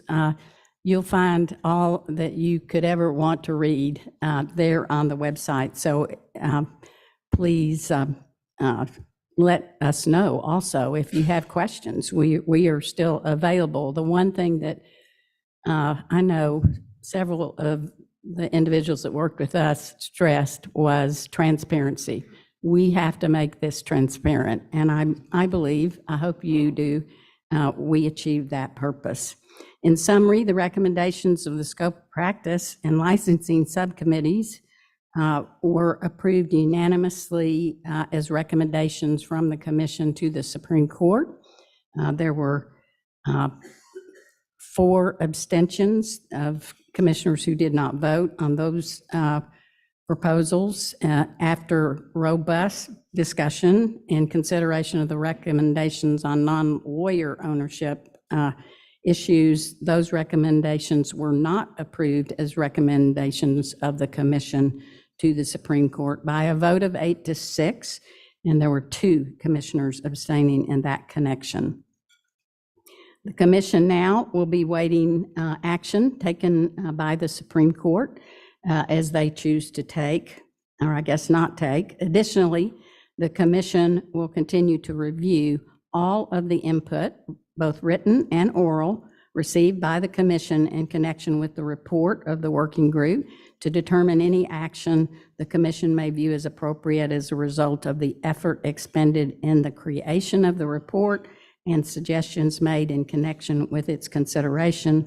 For example, there were several comments provided.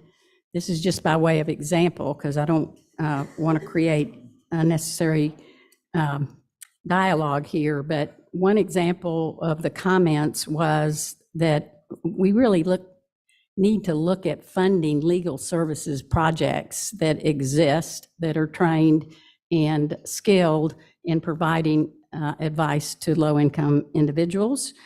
We found that instructive and helpful, and it is something that I believe the Commission will take a look at and be talking with different members of the bar and those organizations that had thoughts along those lines. So that is one area where we have constant effort to raise money for Legal Services Corporation. It's why we go to ABA days. It's why we go to the legislature. It's why we talk about fundraisers all the time. So it's not a new topic, but it is one that, based on the comments, we feel like will be something that we should continue to even do more. So if you have thoughts, we would love to have them. So please be in touch. Another effort that we have supporting legal services to the poor, of course, is the dues checkoff. And we will be re-examining that effort given the change, the way that the dues checkoff, the way you pay your dues now, the way the firms automatically do that, you never see your dues statement. We feel like it's time to review that process and make sure that we're doing the best we can to raise money. We're happy to announce that we already have $1.6 million this year, but that's not what it could be given the number of lawyers that exist in this state. So we will be re-examining how we go about all that. Appreciate any suggestions anyone in the audience would feel might be helpful to us in that regard. And finally, we are building back the staff of the Access to Justice Commission and in conjunction, of course, with the Legal Access Division of the Bar, and excited that we have some new great employees that we'll be introducing to you as time passes. And our next commission meeting is February 22nd. So please let us know if you have thoughts or recommendations that we would benefit from hearing. And we look forward to continuing what I know will be a healthy dialogue about how we can address what Justice Busby now calls the justice chasm. It's not a gap. We're in very serious jeopardy of seeing our American public continue to think less and less about the justice system. And I'm trying to think of a happy thought that I can end on other than that.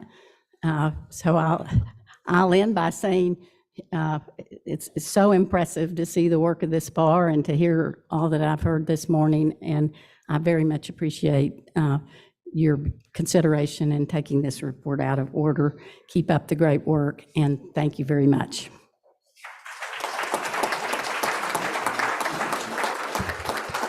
Thank you so much, Harriet Myers.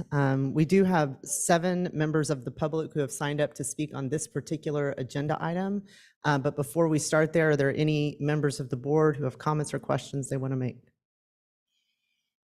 Okay, we'll move into the public comment period. First, we'll have Christopher Rampelmeyer here to speak on agenda item 21. And I hope I said your last name correctly. Great. Thank you. So you have 3 minutes. Thank you so much for being here. My name is Chris Rampelmeyer. I'm the chair of the State Bar's Family Law Section. For 30 years, Amarillo has been my home and Panhandle, the area in which I practice family law. I thank the Texas Access to Justice Commission for its work and for the detail of its written report. The proposal to allow non-lawyer ownership of legal entities would result in TurboTax-style document assembly programs with limited legal advice offered for additional costs. Service to Texans with low incomes will be deemed to have been made when these entities assemble documents these Texans can already download online for free. These non-lawyer-owned entities will not meet their business model. They stop to listen to clients, discern their needs, to help them determine the best strategies for meeting those needs, to advise them on settlement, and to represent them in all counties of this state. These non-lawyer-owned programs will not address the chief obstacle in family law that Texans with low incomes face, which is not access to the legal system, but rather legal advice. There have been Supreme Court family law forms available online for 13 years and widely used that provide access to the courts. It is the critical legal advice that is missing. These non-lawyer-owned entities will make it even harder for young lawyers, rural lawyers, and lawyers serving low-income communities to practice family law and to provide the legal advice that is essential for the safety and welfare of Texans. The Supreme Court, the Texas Access to Justice Commission, and the State Bar of Texas should work to get more lawyers to practice and thrive, providing family law legal services for rural Texans and Texans with low incomes. That's the innovation that we need to meet unmet family law needs. Businesses dedicate themselves to eliminating competition. That's what they do. That is their nature. Allowing hedge funds, Walmart, and Wall Street to own legal entities will further expand the justice gap, not help fix it. The bar needs to oppose the proposal to allow non-lawyer-owned legal entities, but the bar cannot stop there. The bar needs to be the leader in the effort to explore ways to bring justice to all. I learned this week that the Affordable Legal Services Subcommittee of the State Bar Board is seeking input from the bar section leaders about recommendations and thoughts on this proposal. The Family Law Section and I look forward to working with its chair, David Smith, to find real solutions. Thank you. Thank you so much for being here and for those comments. Next, we'll hear from Tim Newsom.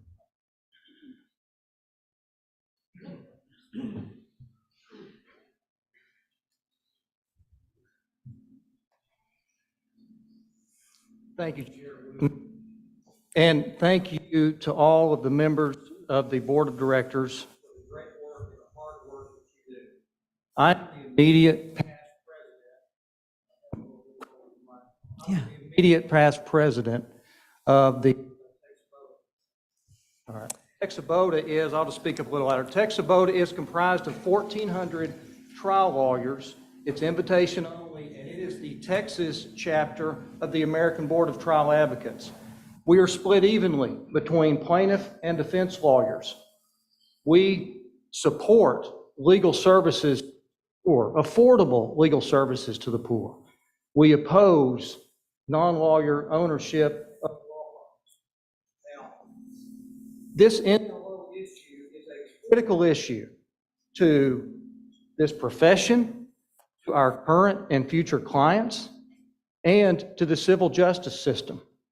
TAJC spent an inordinate amount of time studying this issue, and we commend the commission for doing that, and Chair Myers for chairing that commission in doing so. But there are 3 points that I want to make. One is there's not any evidence that NLO improves legal services to the poor. In fact, the leading author is Stephen Younger. Mr. Younger is a former president of the New York Bar Association, and he is also the chair of the ABA Center for Innovation. He's written the leading article on this issue that's in the Yale Law Journal that we provided to the board of directors. And in that article, he, through very scholarly study, concluded that NLO does not assist in providing legal services. In addition, the TAJC study did not provide likewise any evidence that it would provide additional access to legal services to the poor. So the NLO has not been shown any data that it's going to provide legal services to the poor. The second point, we have the infrastructure. I've had a chance to sit and listen to some of that discussed today. I think all members of the bar ought to have to listen to those things as well. We've got the infrastructure that's built up. We have to start providing more resources. And I appreciate where we are with the budget and those things and dues that'll be raised, but still, there are infrastructure that's out there and resources that are available. I don't have the time, but I've got statistics that from what the Dallas Bar Association does, and at the December 15 meeting that we had with TAJC, there were members from the Rio Grande Valley that gave statistics on services that are being provided today, not enough, but that they are, and that they're available. Last point I want to make is businesses, Mr. Rampelmeyer talked about this, businesses are created to generate a profit for their owners, and there's not anything wrong with that. Lawyers, on the other hand, have duties to their clients. Every lawyer in this room took an oath when we got our law licenses and were sworn in by whatever judge swore us in, that we would represent our clients to the best of our abilities. And so when you have businesses who have competing interests with profits versus interest, they are the benefit of their client. That could run into a problem with lawyers then being asked to do things that they should not, would not do when they are not doing something in the interest of their clients. We support legal services to the poor. NLO is not the answer, and we're also committed to come and help and do what we can to find better solutions. Thank you, Chair Wooten. Thank you very much, Mr. Newsom. The next person who will speak to us is Justine Daly. We have a new mic for you, so hopefully that'll work a little bit better.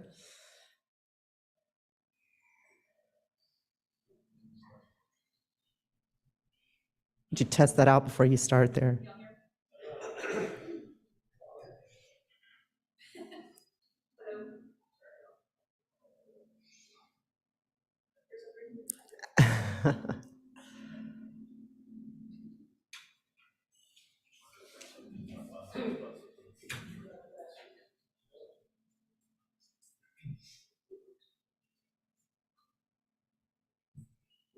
Justine, while we're waiting, did I get the last name pronounced correctly for you? Did you say Daly? I did. Yes. Okay, good.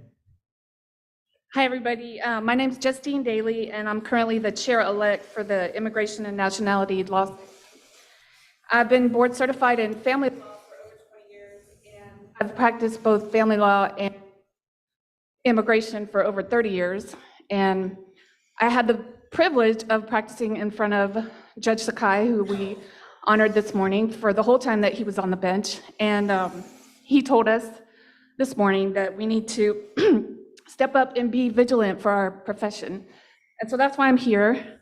The immigration law section and the Texas American Immigration Lawyers Association provided a written report to the commission. It's part of the record. We worked really hard on that, and so we ask that you guys take a look at that. The goal of this study was to find ways to provide more access to justice for low-income Texans, and it's our position that neither paraprofessionals or non-lawyer ownership of firms accomplishes that. And we believe that the evidence that was presented to the commission shows that. We're also requesting a specific carve-out for immigration because the laws are very complex. And although the commission is not recommending paraprofessionals for immigration at this time, it's left open the possibility that they can. And so we're asking that it be specifically carved out because of federal preemption and the regulations that are already in place. So we don't have to come back and fight this every time it comes up. So we are asking for that. The implementation of any kind of paraprofessional or NLO, it was brought up at the December 15th meeting. It needs to have funding and staffing, and nobody's answered where that's going to come from. Who's going to discipline these people when they're out there taking advantage? In immigration, we know that there's notarios out there taking advantage of low-income Texans. And what could be a very small fee if they had gone to a lawyer or a nonprofit, which we also have set up, ends up being a complex legal problem that they end up having to pay more for. And so the models that they're proposing for paraprofessionals and NLOs, we don't believe is going to serve low-income Texans. And with my experience with immigration law, family law, if there's paraprofessionals out there doing simple divorces or simple adoptions, that can really have a negative effect on a foreign-born person or a mixed status family. Thank you. So, okay. Thank you very much. I apologize, the time is up. Thank you so much, Ms. Daly. Next, we'll hear from Teresa Coles.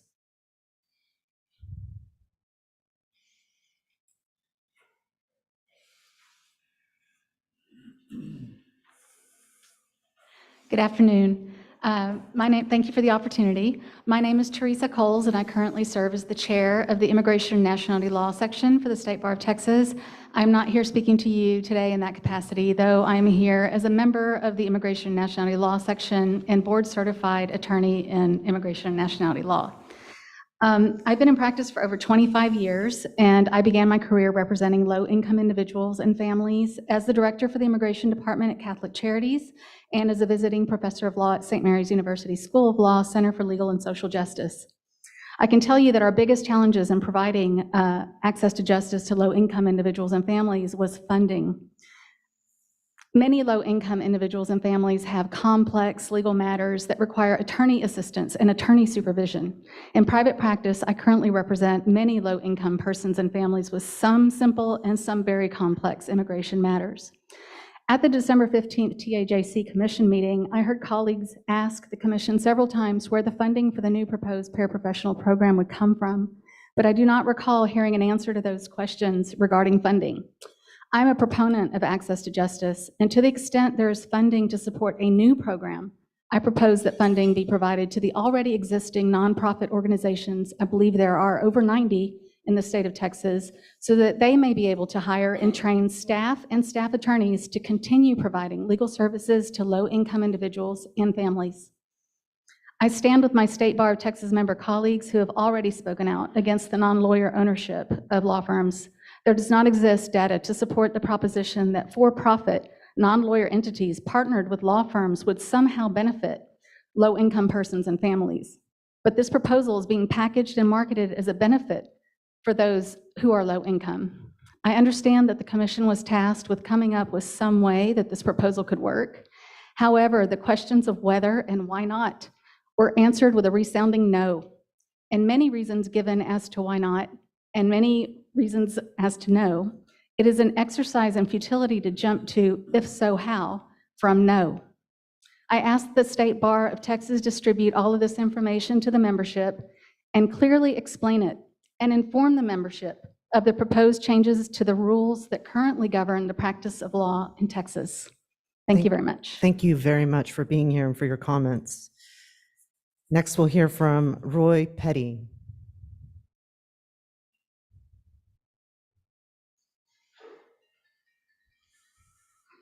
Thank you. I'm Roy Petty, and I'm from Dallas.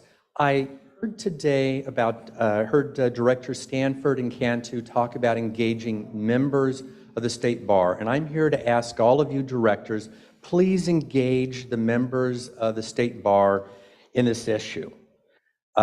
You know what the proposal is. You know that the commission has recommended to the court that certain non-attorneys be licensed in a sandbox environment to engage in the limited practice of law. What I don't think that you heard is that the commission voted to delegate that authority to the Judicial Branch Certification Commission, which is the commission that certifies court reporters. I looked at the budget for that organization. The budget for that organization is less than $700,000 annually. It is a resource-poor organization. I looked at the budget here for the State Bar of Texas, and you're in excess of $50 million a year. It would seem to me that the State Bar has a role to play in this. I'm not saying that the proposal is a good idea or a bad idea. I'm just saying that the State Bar needs to be involved in this, and that I ask you to please engage the members in this. Now, why is this important? The TAJC voted to not recommend an exemption to Rule 5.04. 5.04 is the rule that prohibits attorneys from splitting fees with non-attorneys. Now, Commissioner Massengill wrote a letter to Justice Busby recently that, in my opinion, reads as an invitation for the court to ask the TAJC to reconsider an exemption under Rule 5.04 for law firms that participate in that sandbox. And I'd like to give you a couple examples about if that exemption comes into being, how that would impact the community. So, for example, the proposal would allow a law firm like Baker Botts to employ one paraprofessional and then gain a law firm-wide exemption from Rule 5.04. Persons could purchase shares in that law firm. If you look at how the proposal is written, it would allow law firms who participate in the sandbox to sell shares in their law firm to non-attorneys. So again, what I would like to suggest is, please, directors of the State Bar, please engage the members. Also, please inform the members. I've been active in this issue for over a year, but I recall reading only one communication from the State Bar, and that was in December 2002 in a convoluted email telling members about this proposal. And I've not read anything from the State Bar in the past year on this proposal. I certainly have seen a lot from the commission, but I ask all of you, please get involved in this issue and please engage your members. Thank you. Thank you very much for your comments. We'll now shift gears and hear from the individuals on Zoom, starting with David Chamberlain.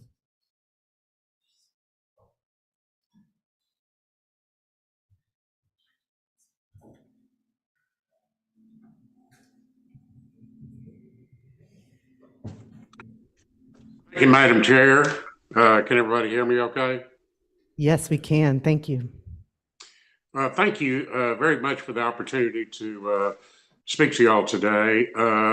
As former chair of the State Bar of Texas, I really do want to thank the board members for all the sacrifice and the work you do to preserve the justice system and our profession.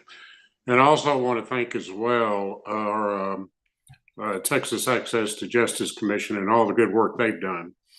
I want to address just briefly non-lawyer ownership of law firms. I, like many others, oppose this proposition that would permit non-lawyer ownership of law firms. The proposition is made would allow again, the non-lawyer ownership of law firms, and the proposition failed in a vote before the working group, the Access to Justice Commission, and failed again before a final vote of the Justice Commission on December the 15th. Yet there are some who still promote this proposition and continue to advance it before the Texas Supreme Court. I ask you to please note that this proposal, although it has failed, this current proposal is not limited to providing legal services to local income Texans. It is open to non-lawyers providing legal services to all Texans, regardless of income level. And it's not limited to non-profit entities. It is open to entities that make profit.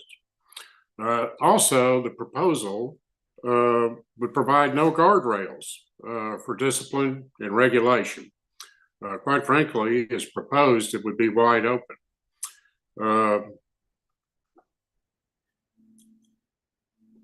So I think there's probably two other issues that are going to have to be considered going forward if this thing is going to be continued to be considered. Number one is this may not within the inherent power of the Supreme Court. It may take a legislative change. Thank you for the opportunity to speak to you. Thank you very much, David. And I want to make sure that you understand that I said 30 seconds remaining and not thank you. So you have a few more seconds if you'd like to continue. No. If you're done, that's all right.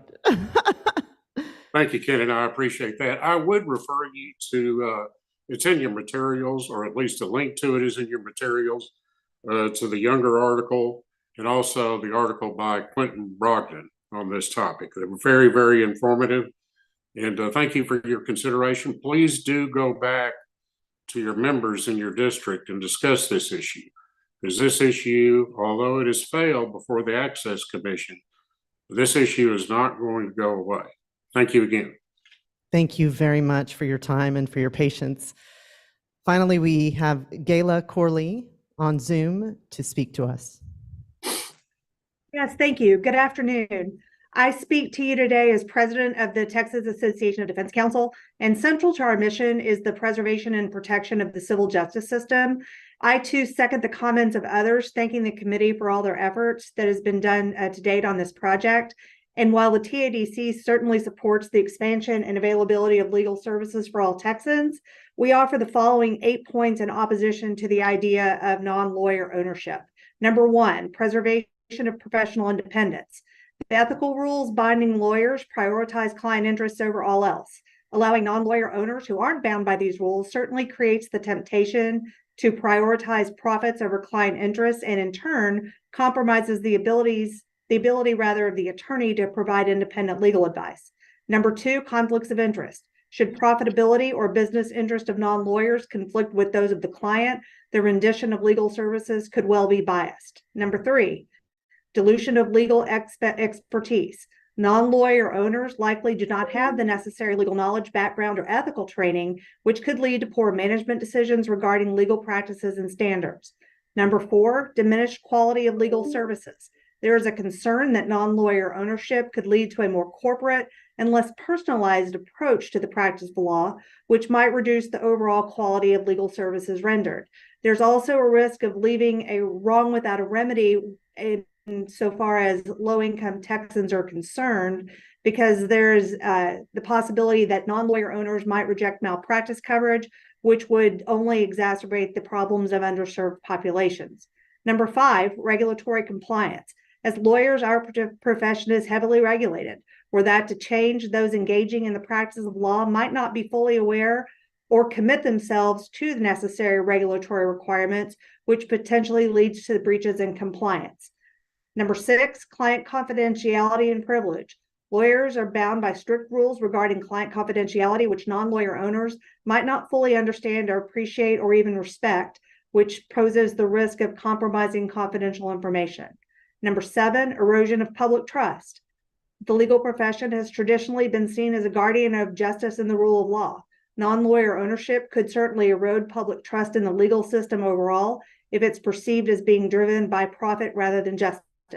Number eight, impact on small law firms. Non-lawyer ownership certainly presents a legitimate threat of market domination by corporate interests, which could negatively impact small independent firms and cause them to no longer be viable. So in summary, dilution of the lawyer-centric model of firm ownership poses a risk to the integrity, independence, and ethical standards which bind the legal profession and are central to the function of the civil justice system. I thank you very much for the opportunity to be here today and for considering these comments. Thank you so much for being here and providing comments. I believe we have no other members of the public signed up to speak. Is that correct? Okay, so I see Director Browning at the microphone. Thank you. I wanted to let Tim go first. I'm also Secretary of Texabota this year. And in your materials, in the public comments, Texabota, Charlie has a letter in there that kind of sets out those positions.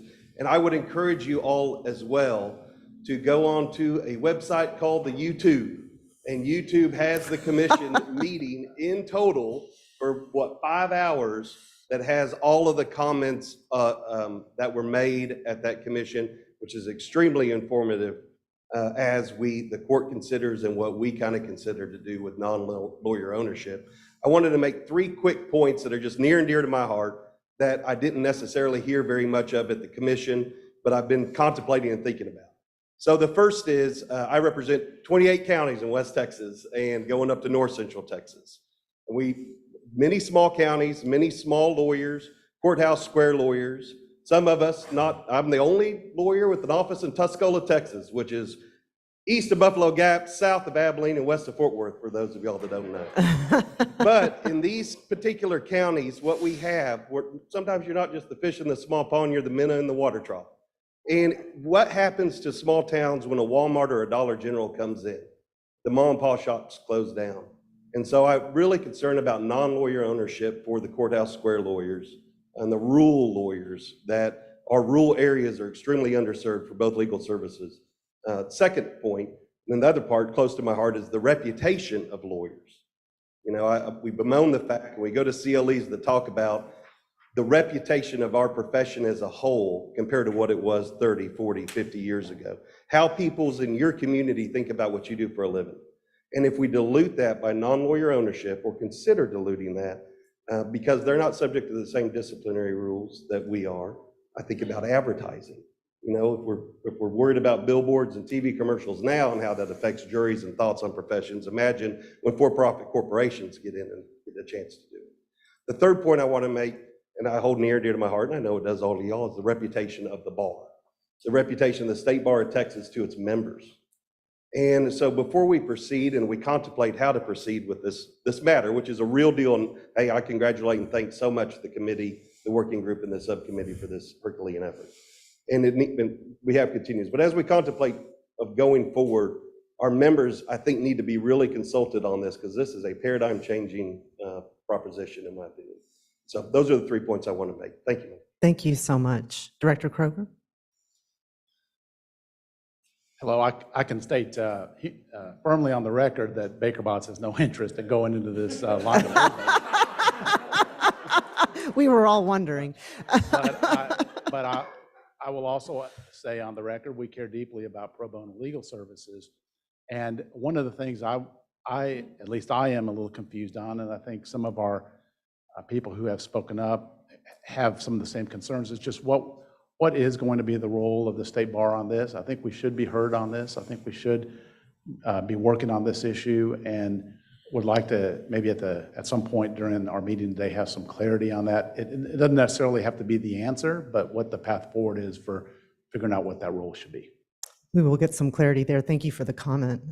Director Courageous. Hello. I need to preface this by saying I am not speaking on behalf of my employer, nor in the role I take on with my employer, but I do need to address something involving the arena that I do work in. I do work with an entity that is dedicated to providing credit to individuals who could not otherwise provide it or be provided to. In other words, low-income individuals. In that industry, I see a lot of instances where those individuals become insolvent or just in debt. As a result, I see a lot of garnishments, receiverships, and other actions. The reason I bring that up is the receivership process is one a few years ago that allowed non-lawyers to engage in and be appointed by courts to engage in. I saw, when that happened, an exponential number of receiverships that come through my office. It went from 100 a year, maybe, to over 1,600 last year. 1,300 of those were not individuals associated with us. They were breaking what would be ethical rules that applied to lawyers that do not apply to these individuals. Much more, or much less, depending on which side you're on, these individuals were appointed primarily, if not all, by justices of the peace, who are also not lawyers. So this entire legal process, from beginning to end, has no lawyer involved in it whatsoever. Constantly, I see ethical issues. I have nobody to report it to. There is nothing I can do for our members. And there is, it's awful. On the second part, as an entity that may or may not cross borders, we're solicited quite frequently by non-lawyer-owned law firms to represent us in matters that are simply not true. The ability to get refunds from the IRS that don't exist to certain corporations, especially ours, that will get these corporations in massive financial trouble. Again, there's no recourse for me to report these individuals because they are not residing here, they are not practicing here, they are contacting entities that are in other states that do have this process, and these entities are getting in massive trouble because of it. I have significant concerns, and I echo everything that everybody's already said. So Thank you, Director Courageous. Director Crossan. I think as we debate this issue in our profession,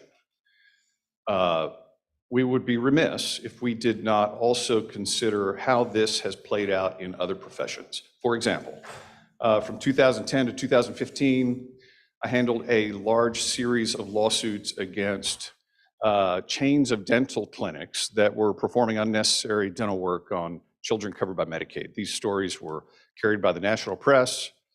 And what that industry did is it allowed DSOs, or dental service organizations, to come in and gobble up dental practices. They aim to have a dentist as the owner, but in practice, they would just pay a dentist a small stipend, and a hedge fund would come in and manage the practice. And the practice went from doing what was best in their professional dental judgment to doing what would most enhance the bottom line at the harm of the patients. I think we run the risk in our profession of the same type of thing happening. The reason I'm speaking now is I want us to make sure we understand the distinction between non-lawyer ownership of law firms versus titular lawyer ownership of law firms, but profit sharing in legal revenue with non-lawyers. I think both of those are the danger, and there will always be a loophole if we're not careful about this. So I want to make sure that as we debate this, we are educating our community at large and looking to other examples that probably did not serve the public. Thank you. Thank you very much. Director Goss. Thank you very much. I'd like to give a parallel example that's being fought right now in the veteran law community. We are required to be accredited by the VA. You have to if you're going to represent a veteran. Well, there's some groups that have come in that don't follow that. They've even testified in Congress that if they followed the law, that their profit margins would not exist. They make millions of dollars. Just to give you, we are required, if you ask for 20% of compensation if you win the case, the VA will pay you. Well, these firms, and there are a lot of non-lawyers in it, what they're doing is None of them are accredited. They're telling the veterans, you will pay us the entire 5 months of back pay plus a percentage. And it's being fought in Congress right now for the same reasons. A group came in, instead of following the law, being accredited attorneys, these groups are set up by an attorney will set it up, but then they're being run outside the scope of the law, and they're gouging veterans. And that's the danger I see with non-lawyers. Thank you. Thank you very much for those comments. Director Toby. Thank you, Madam Chair. My other hat is I'm on the Council of the National Conference of Bar Presidents, which is affiliated with the ABA. And I can tell you from going to ABA conferences over the past 4 or 5 years, there was tremendous excitement for this idea to bridge the justice gap, which we all know is frighteningly bad everywhere. Utah, Arizona were the first to put their feet in the water, and they didn't just put their toes in the water, they jumped in the deep end. And I can tell you that enthusiasm has greatly waned over the last 3 or 4 years, and in fact, Utah is considering shutting their program down altogether. I think we need a lot more of a track record in terms of what states around the country are doing and have done, and how well they're doing before we tread those same waters. And that, my overall conclusion is we need to have caution here before we jump. Thanks. Thank you very much, Director Toby. So at this time, we're going to take another item out of order. We're going to hear from Justice Young with a report from the Supreme Court of Texas. And then after that, we'll hear from Director David Smith. I think that these reports will help to fill some of the gaps that have been identified in the comments thus far. Thank you, Justice Young, for being here. It's a great pleasure to be back in San Antonio, where I went to high school. The first judge that I ever addressed in court was Peter Sakai in his district court. You always remember your first judge that you talked to. Justice Lehrman is not here for a very good reason, and she asked that I tell you what it is, and that is that her mother-in-law has taken a very serious turn for the worse.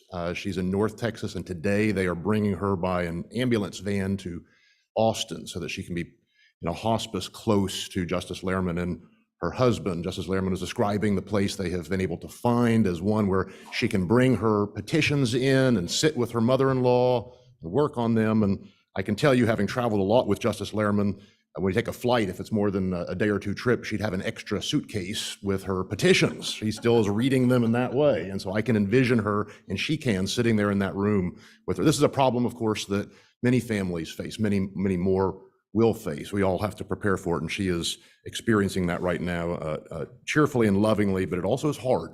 And so that's why she is not here. Something short of that, as you know, would not allow her in her own mind to be absent from this particular group. I'd like to address the access to justice topics that have been discussed that I have listened to with great interest. The court has accepted with appreciation the report from the Access to Justice Commission and its working group. I'm very pleased to have Chair Myers here, former State Bar President Myers. Think of the things that she has done in her career since those decades ago when she was the president of this body, and to think that she then is investing so much of herself in the fight for access to justice is surely an indication of how important that truly is. It isn't just talk. The fact that Nathan Hecht, who in my view is the most significant and consequential judge of any court ever to sit in the state of Texas, has invested himself so deeply into this fight for years and years and years, is an indication of how important it is, and that it cannot just be talk. And so we've received this report. We're at the very beginning stages of it, not the end. The court has discussed it now once at conference that we had earlier this week. We will continue to do so. No action has been taken. And although the court has not taken on any action on any item related to any part of that report, one question that will arise if the court should decide to move forward with the paraprofessionals question is one that has been referenced, and that is where exactly they should be placed for purposes of licensing and regulation and discipline. And one obvious possibility, given the state bar's deep experience and expertise, is under the state bar. And so the court is at least interested in exploring that possibility of a new partnership, an additional partnership with the state bar, should the court decide to move forward. And in the fullness of time, if it becomes appropriate, we will come back with far more specifics.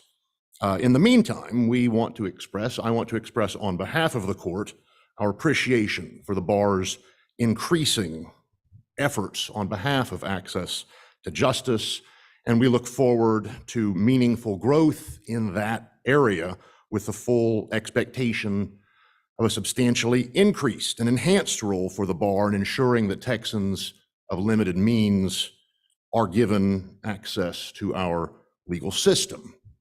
Part of that, I think of this as the way the book of Daniel described the statue that the king saw in his vision.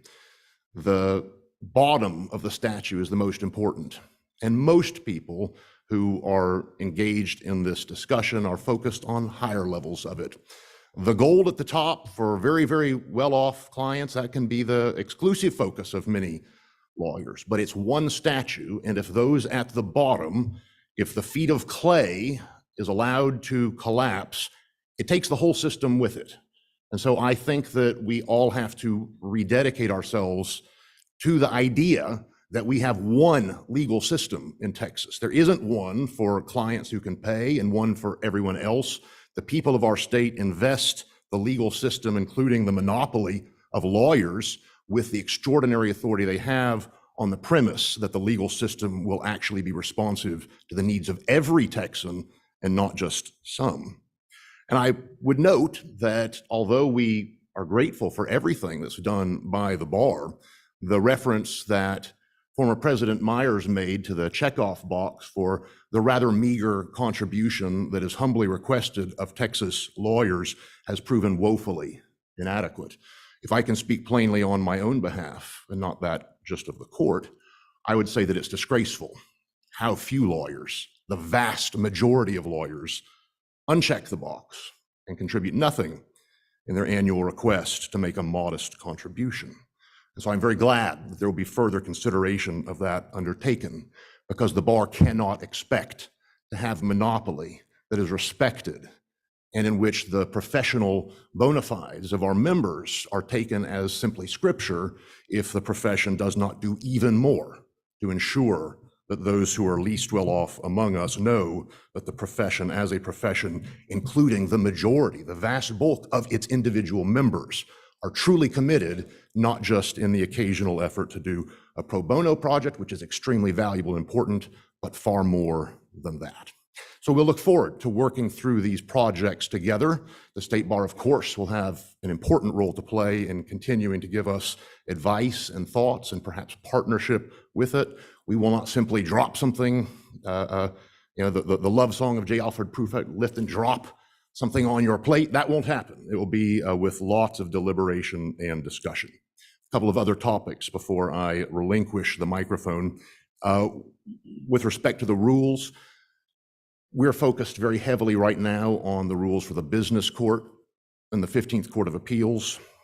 Before that, though, and I'll talk just a little bit more about it, you'll notice that TRAP, Texas Rule of Appellate Procedure 28.3, has been amended in response to legislation. That is the rule that deals with permissive interlocutory appeals.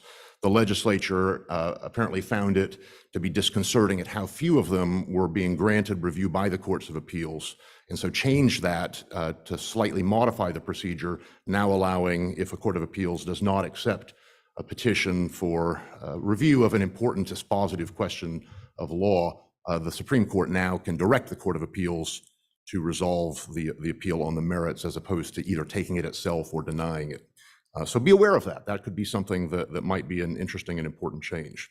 On the business courts, you will find in the March 1st Bar Journal, our plan is to have the proposed rules available there. And if you subscribe, as I hope all of you do, to the notifications from the Supreme Court of Texas, which is so easy to do, go to txcourts.gov/Supreme Court, what is it? Supreme Court, something like that. Easy to find. There's a box for you to type your email address in, click it, and then you will receive our weekly orders and when we do things like release proposed rules. So if you want it even before the exciting moment in which the March 1st Bar Journal comes into your hands, that's one way to get it. The rules, I want to just briefly remind, and there are some new people here who might not really think about how we deal with rules, and it includes things like these access to justice things, as well as the rules of civil procedure, appellate procedure, evidence, all the rest of it. That is not our adjudicative responsibility. People don't come up to us and talk about pending cases, or if they do, we find a way very quickly to change the topic of conversation, or failing that, we realize that we have a very important call to make to somebody or something like that. But the rules are not like that. You can talk to us about those. And in fact, when the comment period opens, it will be open until May 1st.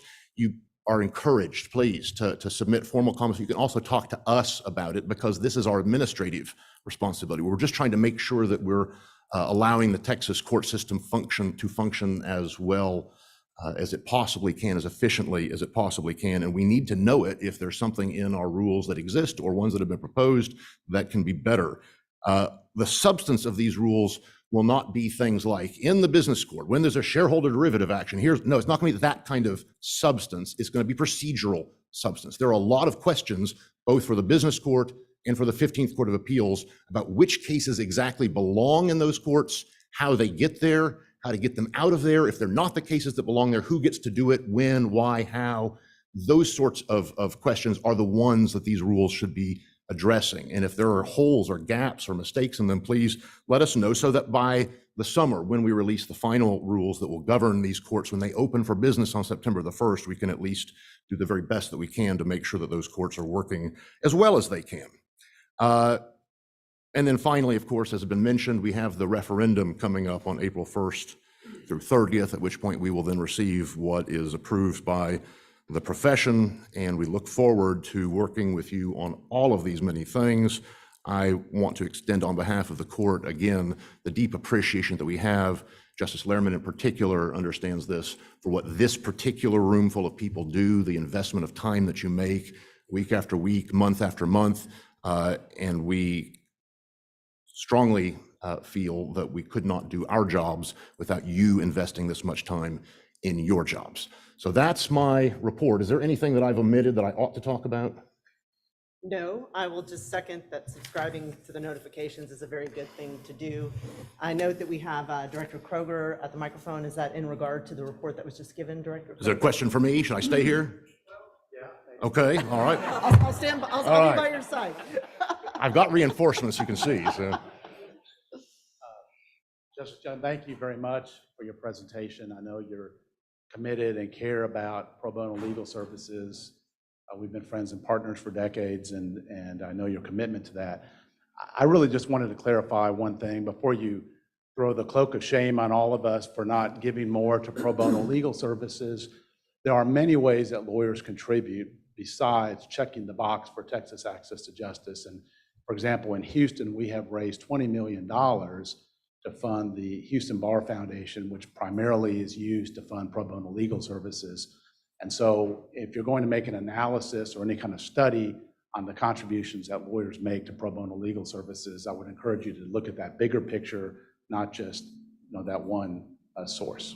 That is quite true, and I'll make a couple of points. First, that particular part of my remarks was the remarks of Young, J, period, not the Supreme Court of Texas. We have not taken any position on that. Second, it is of course true that there are so many ways that individuals, the legal profession, and the wider, broader community, people who are not even lawyers, contribute in ways to maximize their own ability to say, we have stepped forward to try to fill this chasm.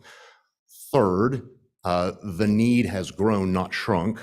The resources have not increased materially, is our sense, in a way that responds to the need, despite the relative growth in other aspects of this.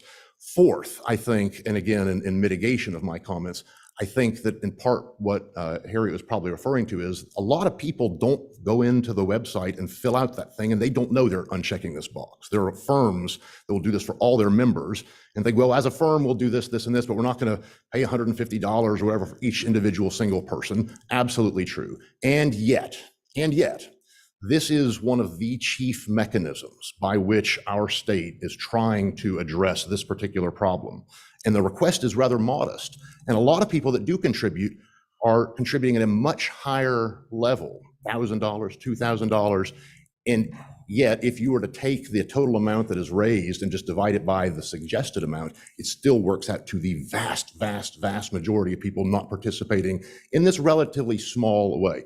And finally, I'll agree that there are also plenty of lawyers for whom even $150 is a lot to ask, especially if they have devoted hundreds of hours of time to pro bono. So I don't intend to paint with too broad a brush, but I have noticed this trend and I've noticed these numbers, and I think that we can do better as a profession. And if we do, it will remove one argument that those who want to attack the profession use against it. It will instead be a mark of solidarity of people across our state walking in lockstep in at least one way, even though we also each have so many other individual ways to satisfy the need, because a $150 contribution is laughably insignificant for anyone. It can't be the only thing, but maybe it ought to be a thing that at least a majority of us do, if not all of us. So your admonishment is accepted humbly. And I hope that my comments also can be. All right, thank you all. We have one more person at the mic, Director Cantu, and I'll just remind you all, when you are making comments after a report, you can direct the comments to me, and I will receive them, and then if we need someone to step up to the mic, of course they will. Director Cantu. Thank you. So going back to what we've been saying this whole day, I think there is a broad disconnect between our members and the State Bar. I don't think a lot of our membership feel like the State Bar or the directors or any of the work that the State Bar does affects them personally. And I think that that is why we really have to double our efforts to go back into our local communities, to go speak, to let them know what we're doing and why we're doing it. And I think access to justice is one of those things. And to let them know it doesn't have to be $150 per person, per firm. You can commit a lesser amount or donate time or do something in the alternative. But I think the bigger problem is just that there is this enormous disconnect, and people just feel apathy, I think, for what we do. And so, I am certainly committed. I know that we're all committed. It's just finding a way to get back out there in the community. So I understand exactly what Justice is saying, and I think that we need to take shoulder some of that, while we're here in the 2 or 3 years that we serve, to make sure that we do our part as well. Thank you, Director Cantu and Director Kroger, for the comments. Any further comments? Director Perez. I just want to echo one of the other points that was made, which is all, as a profession, contribute to pro bono service in some way. That may not be donating to the Texas Access to Justice, right? Our district is required, if we're family law attorneys, to take cases to represent parents in CPS cases. To me, that is a form of pro bono. That's a form of access to justice. Other people represent criminal defendants who don't like their court-appointed lawyer. And so I think it's important that we all remember that there is more than one way to provide access to justice than the avenue that was discussed earlier. And I think it's important that we take a poll and remember that as we move forward in talking about access to justice, and maybe even consider why members of the State Bar are not donating. There may be a fundamental disconnect with what's being done, and that's why members aren't donating. So I would encourage everyone to gather the data before making sweeping conclusions. Thank you, Director Perez. Seeing no one else at the mic, we are now going to move to agenda item 16. This is Director David Smith, reporting as chair of the Affordable Legal Services Subcommittee. Director Smith.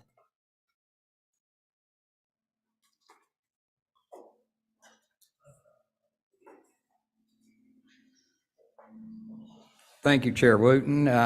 Good afternoon, everybody. No controversies here. I'm done.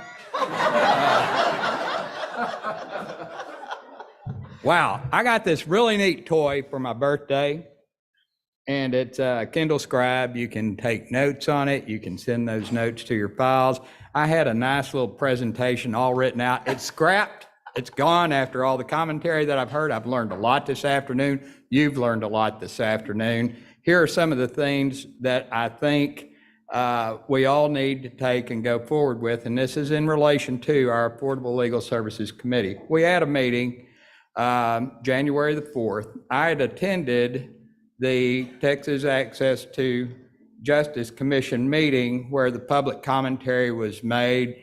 I did not make any comments. I listened and I asked questions. I'm trying to find out more information so that the bar can make a response to what is a very important issue to the Supreme Court and to all Texans.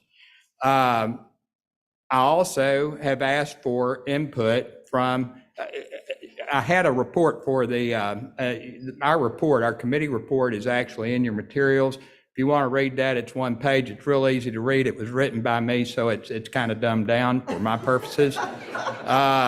And so I'm not going to rehash that report. I'm going to talk about what's been presented to you and what our committee is going to do and what I think is a good idea for all of us as directors to take from this meeting and go out and talk to our members. First of all, read the commission report. These folks did a lot of hard work. They did a lot of research. This is a year-long effort, and I commend them 100% on tackling a huge problem. They were commissioned by the Supreme Court to answer those two questions, and they sent their answers and their recommendations to the Supreme Court. But when you go out and you're talking to the members of our bar and you're relating this information to them, one of the things I think you need to let them know is that this is not a bar-initiated event. This is not a bar initiative. This is an initiative that is being investigated by the Supreme Court and will be created by the Supreme Court if it chooses to act on the commission's report. We don't know what's going to happen, and the Supreme Court will let us know at some point in time.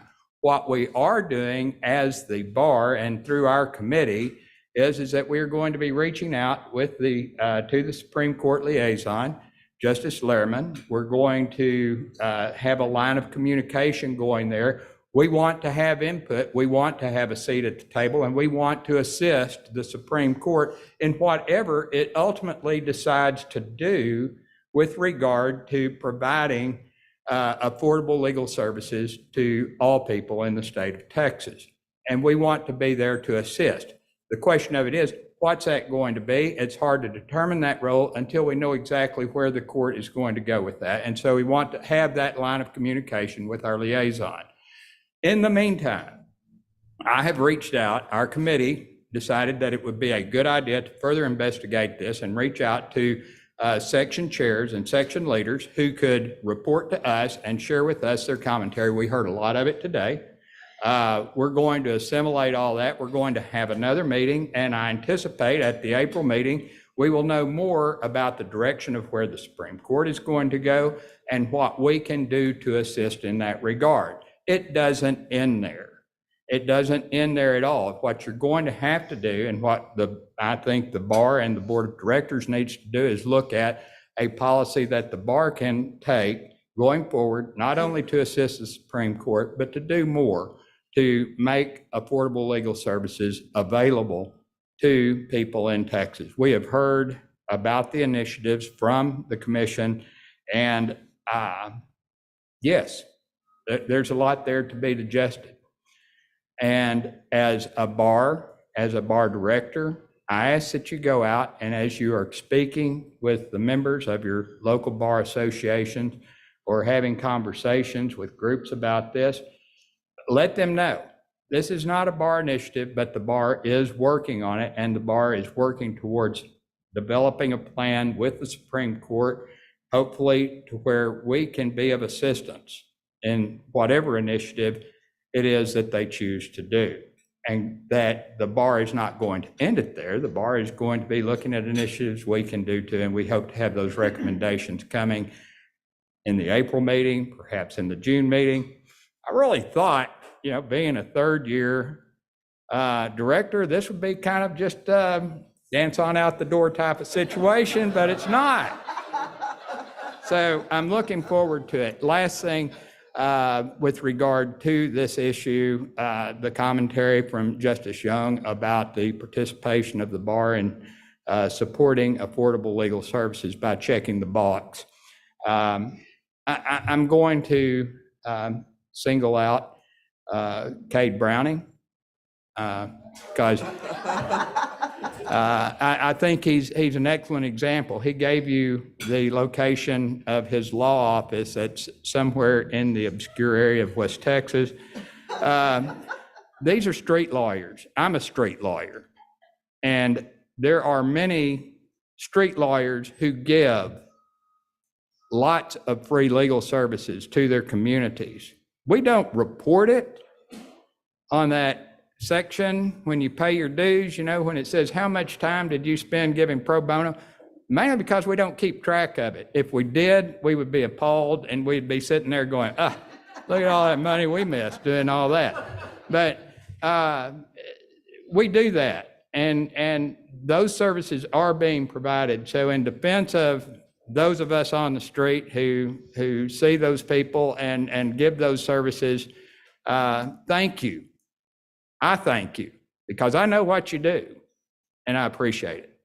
Last thing, and this is a personal aside, and I'm going to do my best to keep it within Boudreaux. Tomorrow is the 25th year that my wife has put up with me. It's the anniversary date, okay? 25 years ago, she agreed to be my partner in all things. And she saved my life. And if it wasn't for her, I wouldn't be standing here today. I wouldn't be the lawyer that I am. And I'm not saying I'm a great one. I'm just saying she kept me from doing a lot of stupid things. And she has made my life better. And each and every one of you have a significant other. You have a partner. You have a spouse. And they have put you here just as much as your efforts have put you here.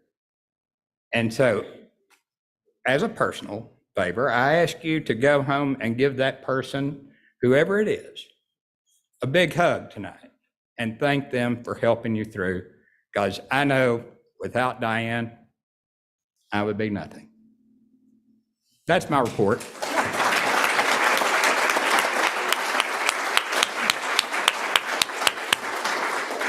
A great report. I'm going to ask for comments or questions specifically on the part that was not about his wife, Diane.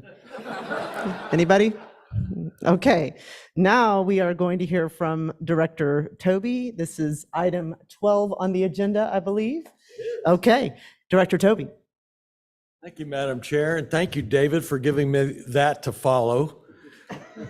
Talking about numbers again. And let me apologize to President-elect Benish with my question about a dues increase in 24-25. I didn't mean to throw that into your legacy as president, the first president in 34 years to raise dues. I did notice both of the president-elect candidates were here and they were very attentive. It's going to be 25-26. All right. Well, here we go. Back on the numbers. The Audit and Finance Committee has been very busy. Our portion of the packet starts on page 97. It goes all the way to 310. So if you haven't read it all, you might just as well listen to my summary as to try to read through it while I'm talking here. So our first slide is about the general fund, which is obviously our biggest bank account and deals with the operating results of the State Bar as a whole. And so as of November 30th, and remember we're on a fiscal year of June 1 through May 31, so we're exactly halfway through the year on November 30th. We're comparing these numbers this year with last year. And this year, the revenues were about 25.9 million for the 6 months ended November 2023. Total expenditures and annual transfers were 23.6 million, so we're running a surplus, which is a good thing. And again, both revenues and expenditures are increasing compared to last year's actuals. That's kind of what you heard from Steve and what you heard from Trey as well. So the board committed expenditures are about 2.2 million. Those are the expenditures that we as a board approve, resulting in an increase in the fund balance of approximately $60,000 for the first 6 months of this year. Now, the next two slides are going to break down both the revenues and then the expenditures in further detail. So popping over to the revenue side, this is in your board packet under the financial dashboard for November. Again, it shows trends over the last 3 years for the fiscal year to date and compares with the 2 prior fiscal years. Top 3 revenue generating areas are membership, Texas Bar CLE, and MCLE, minimum continuing legal education. Significant revenue areas showing growth are Texas Bar CLE, which increased almost $440,000 this year compared to last year, which was due in part to price adjustments to certain courses and changes to the CLE packages. Other areas of significant growth in income are the investment income. Obviously, interest rates on, the U.S. Treasuries and high-grade corporate and high-grade money market funds that we're invested in raised greatly over the past few months as interest rates trended up. That's $705,000 roughly, increase of almost $400,000 compared to this time last fiscal year. And again, the Treasury yields are at very much of a high. I know the Fed's talked about cutting interest rates this coming year, and we'll see what happens with that. Going on to our next slide with the expenditures, again, those are trending up as well as the revenues. And again, the expenditures are trending up. Not surprising, we had 2 years of pandemic with conservative budgeting, and that has lended itself to us being able to take the surpluses from those years to plug gaps in the last couple of years and then ongoing until we have a dues increase and then apparently another dues increase. Some of the variances, the Texas Bar CLE expenditures, they vary based on the timing of when courses are held. Other variances such as board committee expenditures vary on the excess available monies that are there to commit from a prior year of operations. This year, board committed expenditures, as represented by that gray line in there, represent significant transfers to other funds of the bar. And Steve talked about a couple of these: $1 million transfer to the building fund, a $500,000 transfer to the tech fund, and a $250,000 contribution to the Sharon Crowley Lawyer Wellness Trust. So all three very important needs for the bar that we're funding with those sorts of transfers. Next, we'll go to a comparison of budget to actual as of November 30th. And good news there. I mean, we've got actual net revenues of over expenditures of over $2 million. Our budgeted net revenues or expenditures is favorable by over $1 million. So we're favorable by budget to actual for $3,112,000 for the first 6 months of the year. So again, good news right now. And we're hopeful that that's going to continue at least for another few months or a year. Let's shift gears now and talk about the internal audit.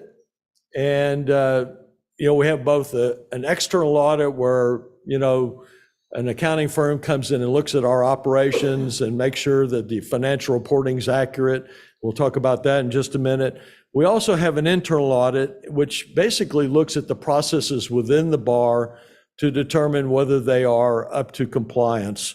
And this year, the auditors are focused on the communications division, the finance division, and the investments of the state bar. And they are in the reporting phase of their audits and will be presenting their results to the Audit and Finance Committee in April. I anticipate we'll be bringing the results of that to the board at the April board meeting. So, and again, the process is it goes first to the Audit and Finance Committee, which then presumably accepts the report, and then it comes to the board for our approval here.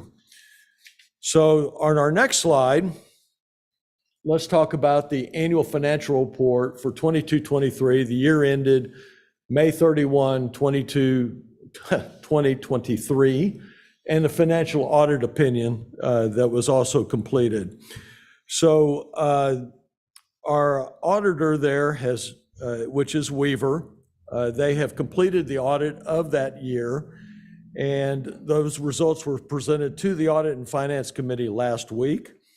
And a copy of the report is in your board packet. It's fairly lengthy, but very informative as well.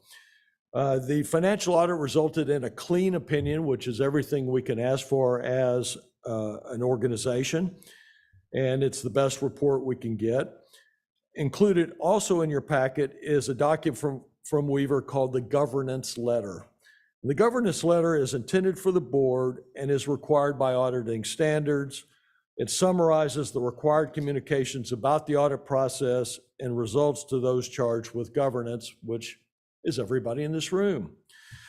And the report states that Weaver encountered no difficulties during the audit and that they didn't have any disagreements with management. So that's always a good thing, that your outside accountant's not fighting with management. That's a positive. The audit manager, who is Rebecca Darling, she reported to the committee last Thursday that the State Bar's audit resulted in an unmodified opinion, which again is the best thing you can get as an organization. She presented the annual financial report to the committee as well, and the financial statements did not vary significantly from the financial statements that were presented to the board in September for the year ended May 31, 2023. So now, on behalf of the Audit and Finance Committee, I move to approve the fiscal year 22-23 annual financial report and financial audit opinion. Coming from a committee that does not need a second, is there any discussion? All those in favor say aye. Aye. All those opposed say nay. Motion passes. Well, now that we've looked at the year-end financials, let's focus in for a minute on the quarterlies. We've had two quarterlies this year. One, August 31 was the first quarter, and then November 30th is the 6th month for this fiscal year. And those are obviously in your board packet for you to review. The first quarter investment reports were delayed somewhat due to the timing of the September board meeting and when the quarter ended, which was the end of August. Nathan Smith, who is our senior managing consultant for PFM Asset Management, they're our managers. He presented the investment report to the committee last Thursday. And the State Bar's general report is fully invested in 1, U.S. Treasuries, 2, federal agency securities, 3, high-quality commercial paper, 4, FDIC insured certificates of deposit, and 5, AAA rated money market mutual funds. So obviously very safe investments. So on behalf of the Audit and Finance Committee, I move to approve the November 2023 and August 2023 State Bar quarterly investment reports. Again, coming from a committee that requires no second, any discussion? All those in favor say aye. Aye. All those opposed say nay. Motion passes. Unless there's any questions, Madam Chair, that concludes my report. Thank you so much, Director Toby. We're going to take one other item, hopefully the last one, time will tell, out of order. We're going to take up item 22. This is a report from Judge Patrick Keel on the Texas Bar Foundation. Thank you, Judge Keel.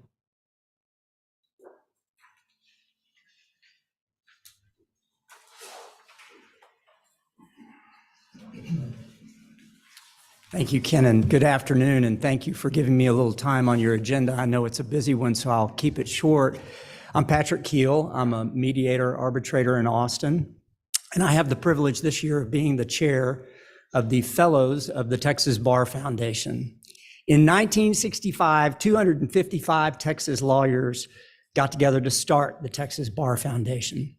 The Bar Foundation is the charitable arm of the State Bar of Texas, a mission to provide legal assistance to the underserved, to provide education opportunities to the third branch of government, and to promote civility and ethics in the profession. The Bar Foundation has now grown to 10,000 Texas lawyers who are fellows of the foundation. We are the largest public or charitably funded state bar foundation in the country. Our endowment currently hovers around $40 million, depending on what the market's doing at any particular hour of the day. Over the life of the foundation has awarded grants of over $26 million to organizations all over the state that do work that furthers the mission of the foundation. The State Bar of Texas has had projects of over $1.7 million in grants that have been funded by the Texas Bar Foundation. This year, the Bar Foundation plans to award about $1.6 million in grants to charitable organizations around the state. Let me give you some examples of some specific programs that were recently funded by the foundation. The Texas Legal Services Center's Virtual Court Access Project, the Austin Bar Foundation's Veterans Legal Assistance Program. Here in San Antonio, the Legal Services Association's Don't Bully Me program. And as I said, we're looking to award $1.6 million this year to similar programs around the state. How does the Bar Foundation do this? Where does this money come from? Well, a lot of it is in this room because a lot of you are fellows of the Texas Bar Foundation, and thank you very much for that. The fellows are the lifeblood of the foundation. Fellows are nominated by their colleagues in their districts around the state, distinguished lawyers who are recognized by their colleagues as being worthy of the designation of being a fellow of the foundation. The financial commitment is not huge, but by having the involvement of as many lawyers as we do, it makes a huge difference. The financial commitment is only $2,500 total, which can be paid over 10 years. So $250 a year for 10 years, which is not a huge ask in the realm of asks that are made of us for worthwhile efforts.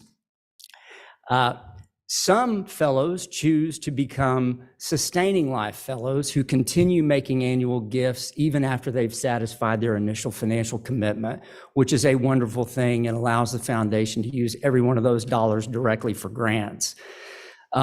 I believe many of you are familiar with the annual dinner that the fellows have in connection with the State Bar meeting this year in Dallas in June at the Anatole, where it's an opportunity for us to say thank you to the fellows and to appreciate each other for the work that we're doing. And also, there are awards that are given to distinguished lawyers, among them the Outstanding 50-Year Lawyer Award, the Law Review Article Award, the Outstanding Jurist Award. And it's a great event, and I hope to see many of you there in Dallas in June. I want to say thank you again to those of you who are already fellows. If you're interested in becoming a fellow and you'd like to see a little bit more about the foundation, I've parked some materials in the back of the room right over on that side. There's a brochure that looks like this, the impact report that the foundation puts out. But maybe more important, you'll find some bling back there. One of my favorite tchotchkes is these wipes that are the microfiber wipes that you can use on your phone and glasses that the Texas Bar Foundation has been giving away for years. In all seriousness, I want to leave you with three action items. Number one, consider some of the other organizations that you're involved with that are near and dear to your heart, charitable organizations, local bar organizations that might have a project that would fit the mission of the foundation that you ought to apply for a grant for. We have a grant cycle twice a year.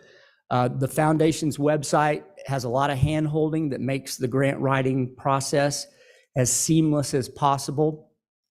We are looking for worthwhile efforts to fund, and what a great way to cross-pollinate in your professional career with organizations outside the state bar, for example, that might have a project that fits the mission of the foundation, and you can have a hand in pointing them to the Bar Foundation to apply for a grant. Number two, you are among the most distinguished lawyers in the state, and you know who the other distinguished lawyers are. Consider nominating them for an award. We just finished the award deadline earlier this month for the awards that will be presented at the annual dinner in June. Give that some thought next year. Maybe nominate one of your colleagues who is distinguished and deserves a pat on the back. And finally, number three, if you're not already a fellow, consider becoming a fellow, or if you're already a fellow, consider becoming a sustaining fellow, and please come to the dinner in June and let's have fun together. Thank you all very much.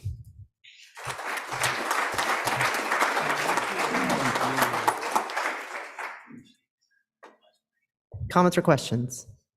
Seeing no hands, hearing no voices, we're going to move on to item 13. Director Dwight McDonald, as chair of the administration committee, will take the lead in walking us through item 13.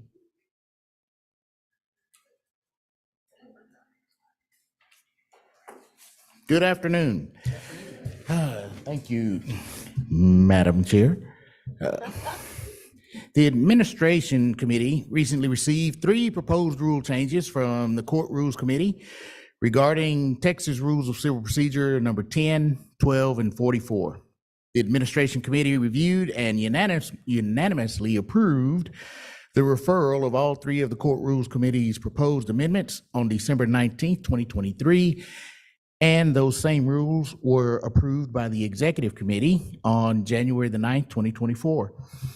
And assuming that the board approves these referrals, it is important to note that there would still be an opportunity for review by the Supreme Court and the Supreme Court Advisory Committee before any changes would potentially take place. It would ultimately be up to the Supreme Court whether to adopt the change, and if the court was considering a change, there would be generally an opportunity for public comment. Please see Justice Young if you have comments. The proposed changes submitted by the Court Rules Committee are included in the public meeting materials for today, beginning on page 311, if you haven't read them.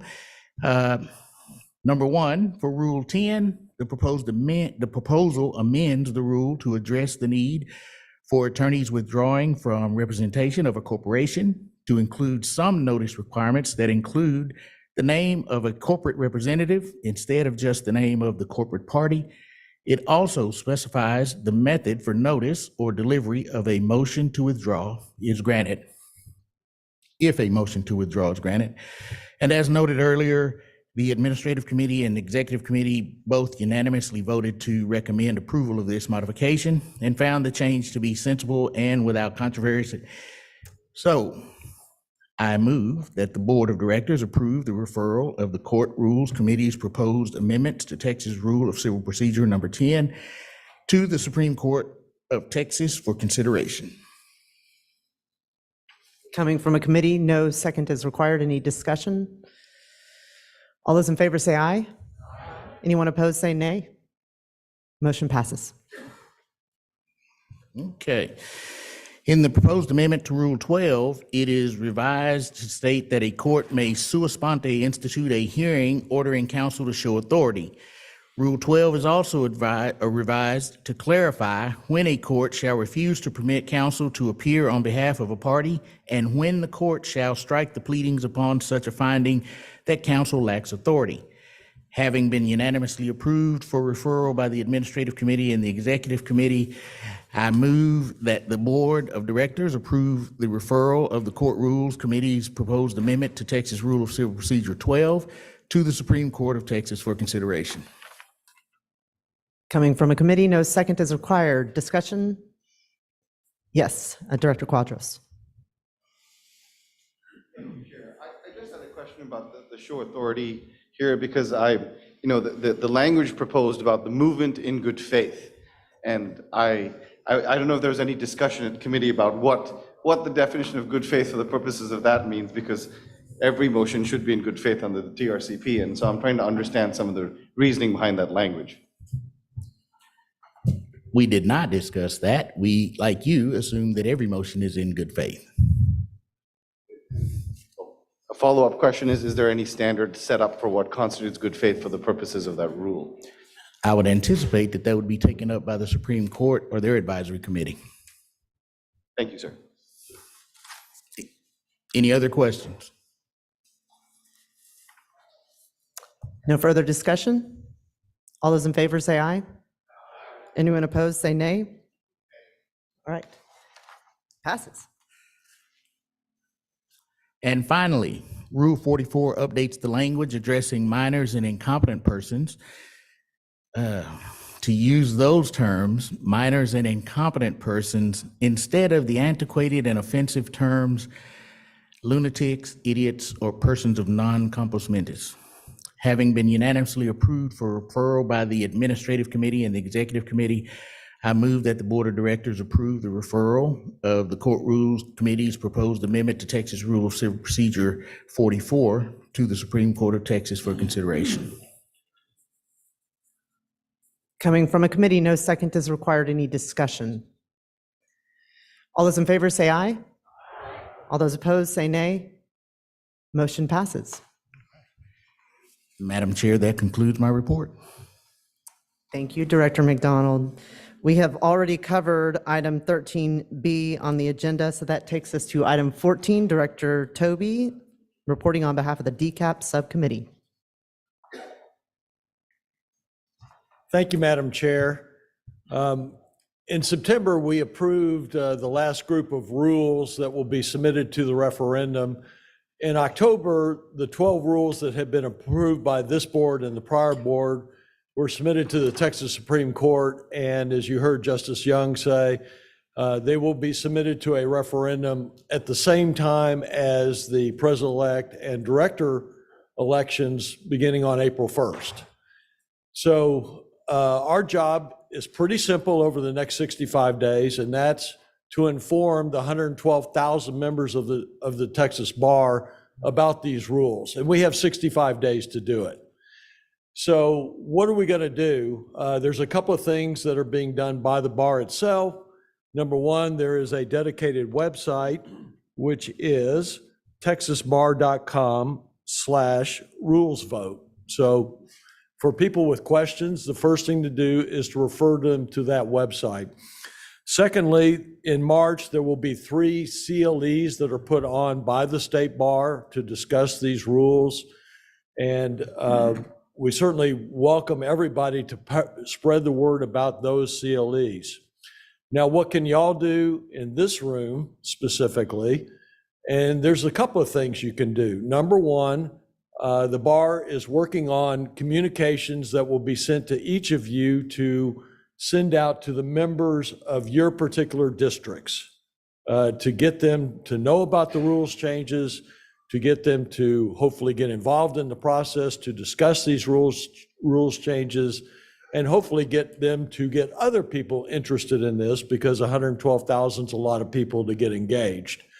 So that's one thing. The second thing is, all of you, as we have heard through our discussion today, have connections to local bars. We want to have these rules discussed in as many local bars as possible. And now we're not just talking about Dallas, Austin, Houston, San Antonio. We're talking about Abilene, Cade. We're talking about West Texas, Audie. We need everybody in this to get the word out on these. And don't feel like you have to be the spokesperson that will go out and tell people about these 12 rules additions and changes. Members of the Committee for Disciplinary Rules and Referenda have volunteered, and they're going to come out wherever these presentations can be set up, and they'll do the presentations. So you don't feel like you have to be the person who is smart enough or up to speed enough to go out and actually do the presentation yourself. So for those of you, when you go to your local bars, let Ray know so that we can get a date set up. You can let me know if you want, because I'm going to be participating certainly in Dallas and other places to try to get these things out. But this really does present, I think, we've heard about engagement, member engagement, the problem that is. This is an opportunity for us to drive interest in the president-elect and director elections, as well as drive interest into the rules referendum. I think we can kind of build interest, I hope, by doing this and showing people that the state bar really does care about the practice of law for your everyday lawyer practitioners. And I do think when the word gets out about these rules, they'll understand that these will improve their everyday practice. So please help us. Let us know if you have any questions about this, but this is gonna be rushing like a wildfire. So we just all need to be prepared to jump on it for 65 days and get this referendum through. And hopefully we have a good turnout during April for this. Thank you. That concludes my report. Thank you, Director Toby. Any comments or questions? All right, so we're now going to move on to item 14B in the agenda. This is Director Naylor on behalf of the Client Security Fund Subcommittee, and I'll notice she's getting up here that after she goes, we're going to take just a 5-minute break. We're going to keep it short, but I bet some of you need to stretch and maybe need a little comfort. Thank you, Director Naylor. Good afternoon. The Client Security Fund Subcommittee met on January 19th via Zoom. The subcommittee at that time reviewed 49 applications. We approved 36 for a total of $380,000, $844.79. For the bar year, the subcommittee has reviewed 131 applications. We've approved 85 for a total of $730,173.26. That concludes my report. Thank you, Director Naylor. That was quick. Comments or questions? Okay, we're going to break now. We'll come back at 2:01. So I'll see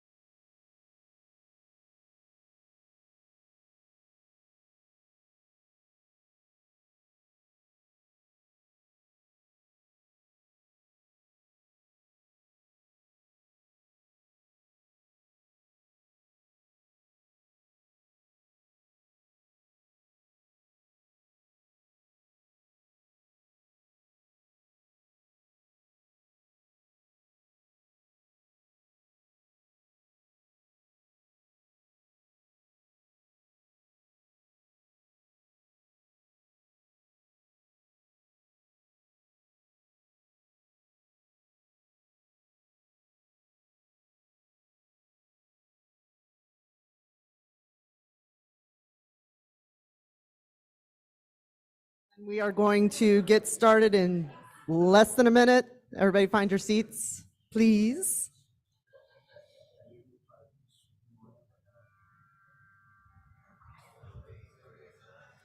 And we're here for some music now. That's not on the agenda, but it's par for the course for today. Okay, back onto the agenda. We are at 15A, and we have a report from Director Culpepper from the Professional Development Subcommittee.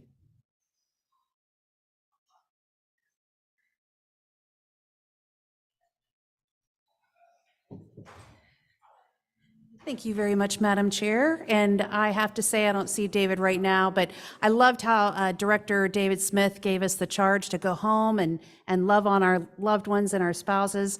What you may not know is that David Smith and I live in the same neighborhood, so I'm gonna send my spouse over to him so David, you just missed it, sorry. Well, you're gonna have a visitor when you get back. So I am here representing the Professional Development and Subcommittee, and the Board PDP Subcommittee met jointly with the CLE Committee on November 9th to discuss topics for CLE programs and publications. Some of the new programs that Texas Bar CLE added to its curriculum this coming year, so these are brand new programs, are Becoming a Family Trial Lawyer, Handling Your First Guardianship Case, and Handling Your First Elder Law Case. The next meeting for that, and we typically meet together, is going to be April 3rd. If you have any questions about CLE, and all the staff wanted me to make sure that you have their information, but if you have questions or anything that you need to talk about with CLE, please contact Hetty Bauer. Texas Bar Books will release the new edition of the Texas Pattern Jury Charges Family and Probate in the next couple of weeks. This is the first volume in the 2024 edition of the Civil Texas Pattern Jury Charges. And new editions are coming covering contracts, oil and gas, general negligence, and other projects are scheduled for publication in the fall. I'm proud to announce that the next update to the Texas Criminal Pattern Jury Charges is due early this spring. The next update is going to include revisions to criminal violations of protective orders, new charges including material on concurrent causation, revisions to lesser includeds, and the criminal PJCs are available by online subscription and updated regularly. If you have never been a part of one of these pattern jury charge committees, I served on one, and I would look around going, I don't know why I'm on this committee, but I'm so proud to be. There's an enormous amount of work that goes into those committees. So please, when you see those committee members, thank them for their hard work. And so any questions about Texas Bar Books, you can certainly talk to Sharon Sandel. She was here last night. Sharon may be here today too. There she is, right there in the back. The State Bar Office of Minority Affairs disseminated the Bar Exam Prep Scholarship to all Texas law schools. And they do this to defray the financial burden of preparing for the Texas Bar Exam. It facilitates the transition into the legal profession for law students from backgrounds traditionally underrepresented in our profession. But it's important to remember that this scholarship is open to all law students. So encourage, if you know a student that is about to take the bar exam, please encourage them to apply for the scholarship if they're in that category. Questions for that? Karen Chevins. And earlier this week, the Association for Continuing Legal Education, ACLEA, conducted its mid-year conference in Savannah. Its mission is to support continuing legal education worldwide through leadership, community education, and development. And I was pleased to see that we had a number of our own State Bar staff members do presentations from the Professional Development Division: Candy Botello, Pamela Gilly, Sarah Rich, Law Practice Resource Division, Edward Morgan, and Joshua Weaver. The staff of these different divisions, they do an incredible job. I know all of you work with your own committees and sections working with CLE. They just do really an incredible job. So that is the report from the CLE and PDP committee. Thanks. Any comments or questions? All right, moving on to item 15B in the agenda. We have Director Stelly to speak on behalf of the Appeals Grant Review Subcommittee. Very short report. I'm here for the Appeals and Grant Subcommittee. The Appeals Grant Review Subcommittee received a request for authorization to seek outside funding. The materials for this request are located on the Board Effect under the Appeals and Grants Committee tab. Board policy requires internal entities such as the committees of the TYLA to obtain approval from the Appeals and Grants Review Subcommittee in order to seek outside funding for their projects. The Texas Young Lawyers Association submitted a request for authorization to seek grant funding from the Texas Bar Foundation. The grant will fund a project called Law School Hub. The project will educate and inform prospective and current law students about the legal profession, attending law school, and how to be successful once there. The Appeals and Grants Subcommittee unanimously approved the request to seek funding from the State Bar Foundation. There is no State Bar funds used for these programs. No action is required by the board. This is a report item only. Thank you, Madam. Thank you so much for the report. Any comments or questions? All right, well, we already covered item 16, so we will move on to item 17 in the agenda. This is the ad hoc committee to select at-large directors, and we'll hear from Director Kellyanne Clark.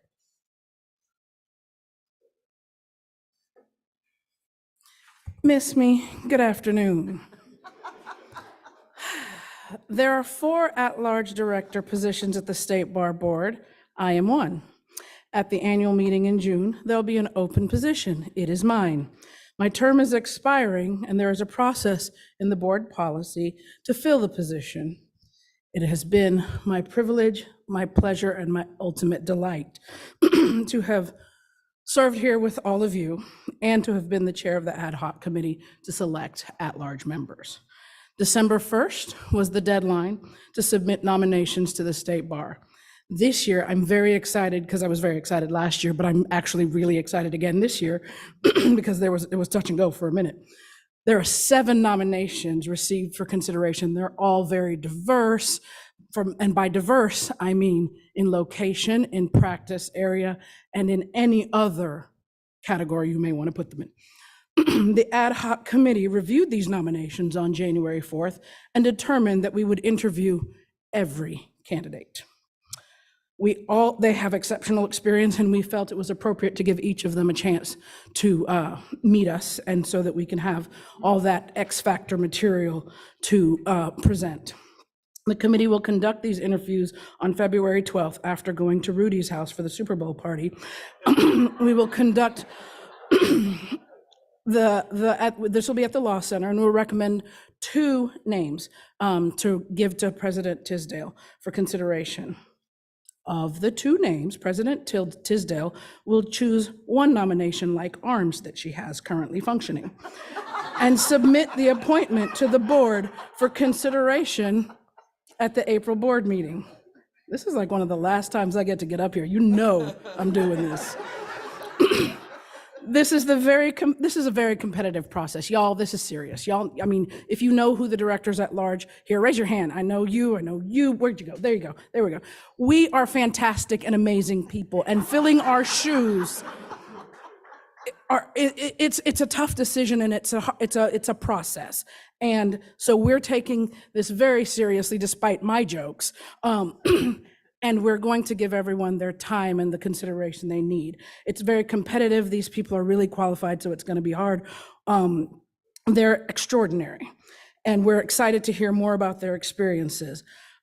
We anticipate submitting very strong nominees, and our committee looks forward to taking on this very important task. Noel, Rudy, Laura, and Rada are our committee members, and we won't be back, but President Tisdale will tell you in April who has been selected. This concludes the report, and I'm happy to entertain any questions. Thank you. I'm guessing no comments or questions after that. Okay, item 18 on the agenda, we will hear from Director Hoskins once again for the section representatives to the board report. Thank you.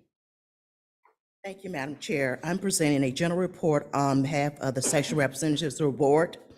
I am proud to announce that the section membership is up to 86,015 total members. That's over 3,200 new members since our last board meeting in September. One of the key benefits sections offers to their membership are opportunities for continuing legal education.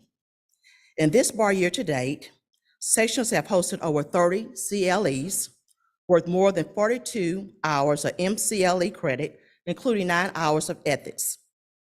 The council chairs met in person at the Texas Law Center in Austin on October 27th with 49 attendees. As you know, the Health Law section and the Public Utility Law section submitted updated bylaws, and the Insurance Law section and the Immigration and Nationality Law section submitted a dues increase request that was approved earlier on the consent agenda. That concludes my report. Are there any questions? Thank you. Any comments? Hearing none. We will move on now to item 19 on the agenda. This is a report, the Commission for Lawyer Discipline, Chief Disciplinary Counsel. I believe it's Judge Gonzalez who will be presenting today. Thank you so much, Judge.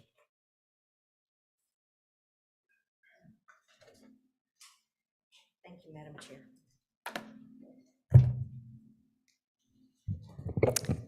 Okay, so today I'm going to give you a brief report.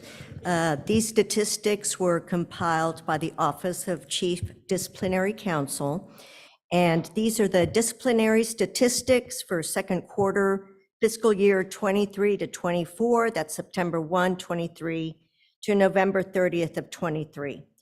During this period, there were 78 complaints resolved through 67 sanctions.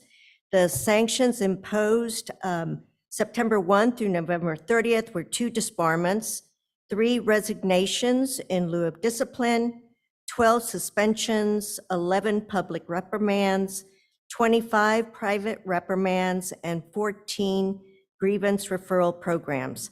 And there's a brief summary of these cases in your materials.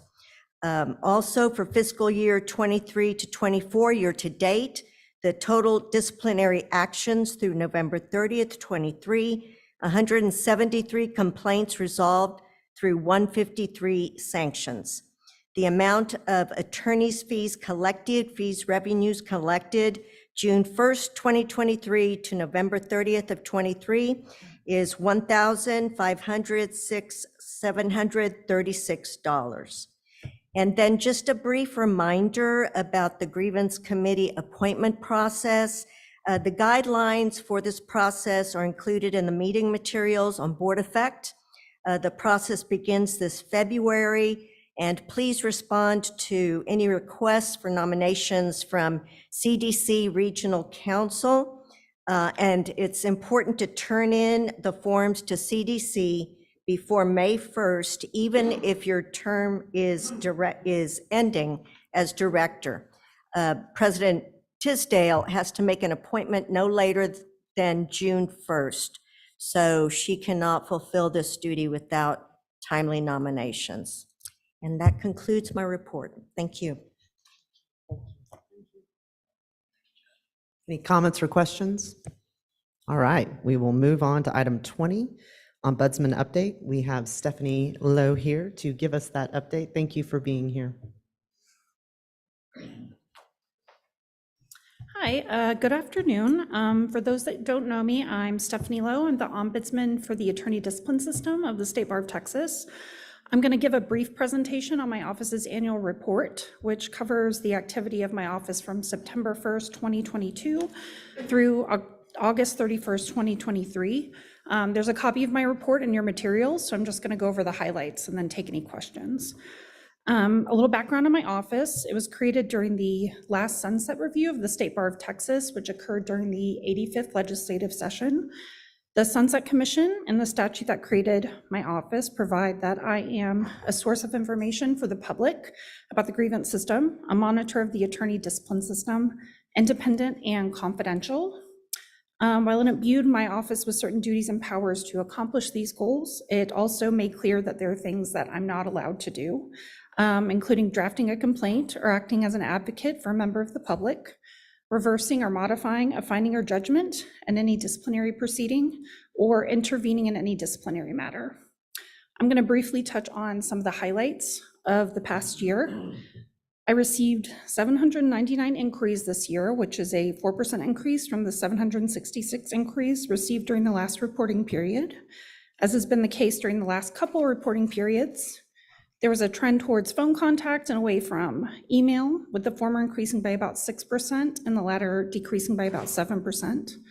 When looking at the content of the increase received, most categories remain stable, although those contacting my office to complain about a concluded case did decrease by 5%. The statistics related to responses to inquiries were similar to those seen in contact methods, with email responses seeing a 5% decrease and phone responses increasing by 7%. My office strives to provide every response as quickly as possible. This year, the average time to close an inquiry was 1 day, which is a 33% improvement from the 1.5-day response time achieved last year, and the quickest turnaround average ever for the office. I'm now going to discuss the common complaints I heard about the discipline system, as highlighted in my report. Like previous reporting periods, my office received many complaints about the alleged lack of transparency of the attorney discipline process, including persistent complaints that individuals were not provided with enough information before and during the process, and that complainants were not given a thorough explanation of why their grievance was dismissed. More prevalent this reporting period were comments that inquirers would like more information about the documents reviewed or submitted during the grievance process, whether during the investigation period or at a hearing determining whether the grievance was dismissed. Beyond transparency-related complaints, inquirers also frequently brought up the allegation that the grievance process and the State Bar of Texas as a whole are biased. Most commonly, complainants noted that the process is biased in favor of attorneys, commenting that the Chief Disciplinary Counsel's office gave more leeway to respondents and was more likely to answer their questions.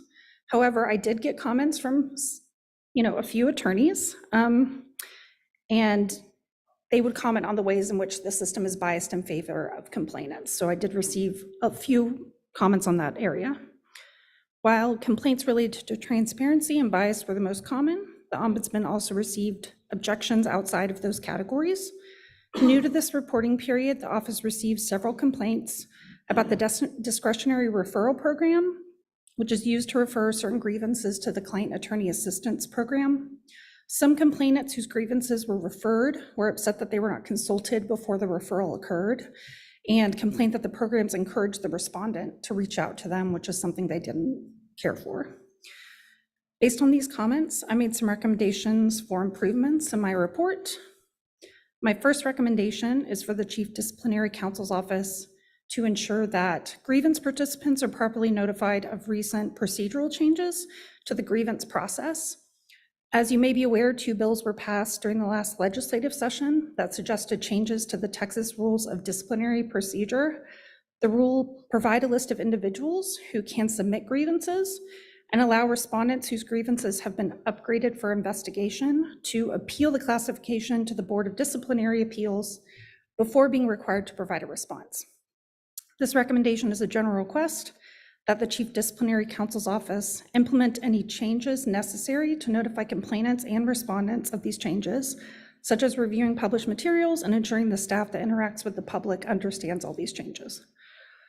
My second recommendation is to provide instructions to look up an attorney's profile on the grievance form itself. Inquirers sometimes contact my office complaining that their grievance was rejected because they did not provide enough information or correct information about the attorney. To avoid this, I recommend that a link or similar directive to the Find a Lawyer search function on the State Bar's website be provided on the grievance form. I want to thank you for taking some time to listen and consider my report, and I'll open the floor to any questions. Thank you so much for that informative report. Any comments or questions? Seeing none, we have already covered items 21 and 22, so that brings us to the report on the Texas Law Lawyers Association from President Laura Pratt.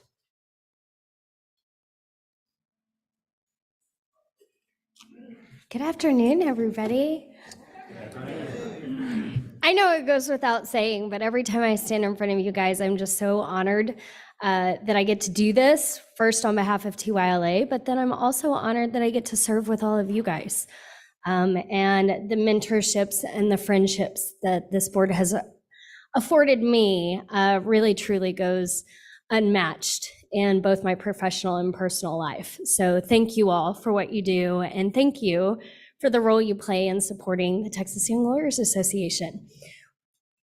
I apologize. I feel like I have a lot of ground to cover, so if I start speeding up in the way I'm talking, I apologize. I'm pretty used to talking fast to get through stuff. So we're going to start with kind of TYLA representation around the state. I know our other fearless leaders have probably covered much more of the state than even I have, but I feel like I should at least show you some of the slides and pictures of our goings on and the various outreach that we do across the state to further the mission of the State Bar of Texas and support our young lawyers.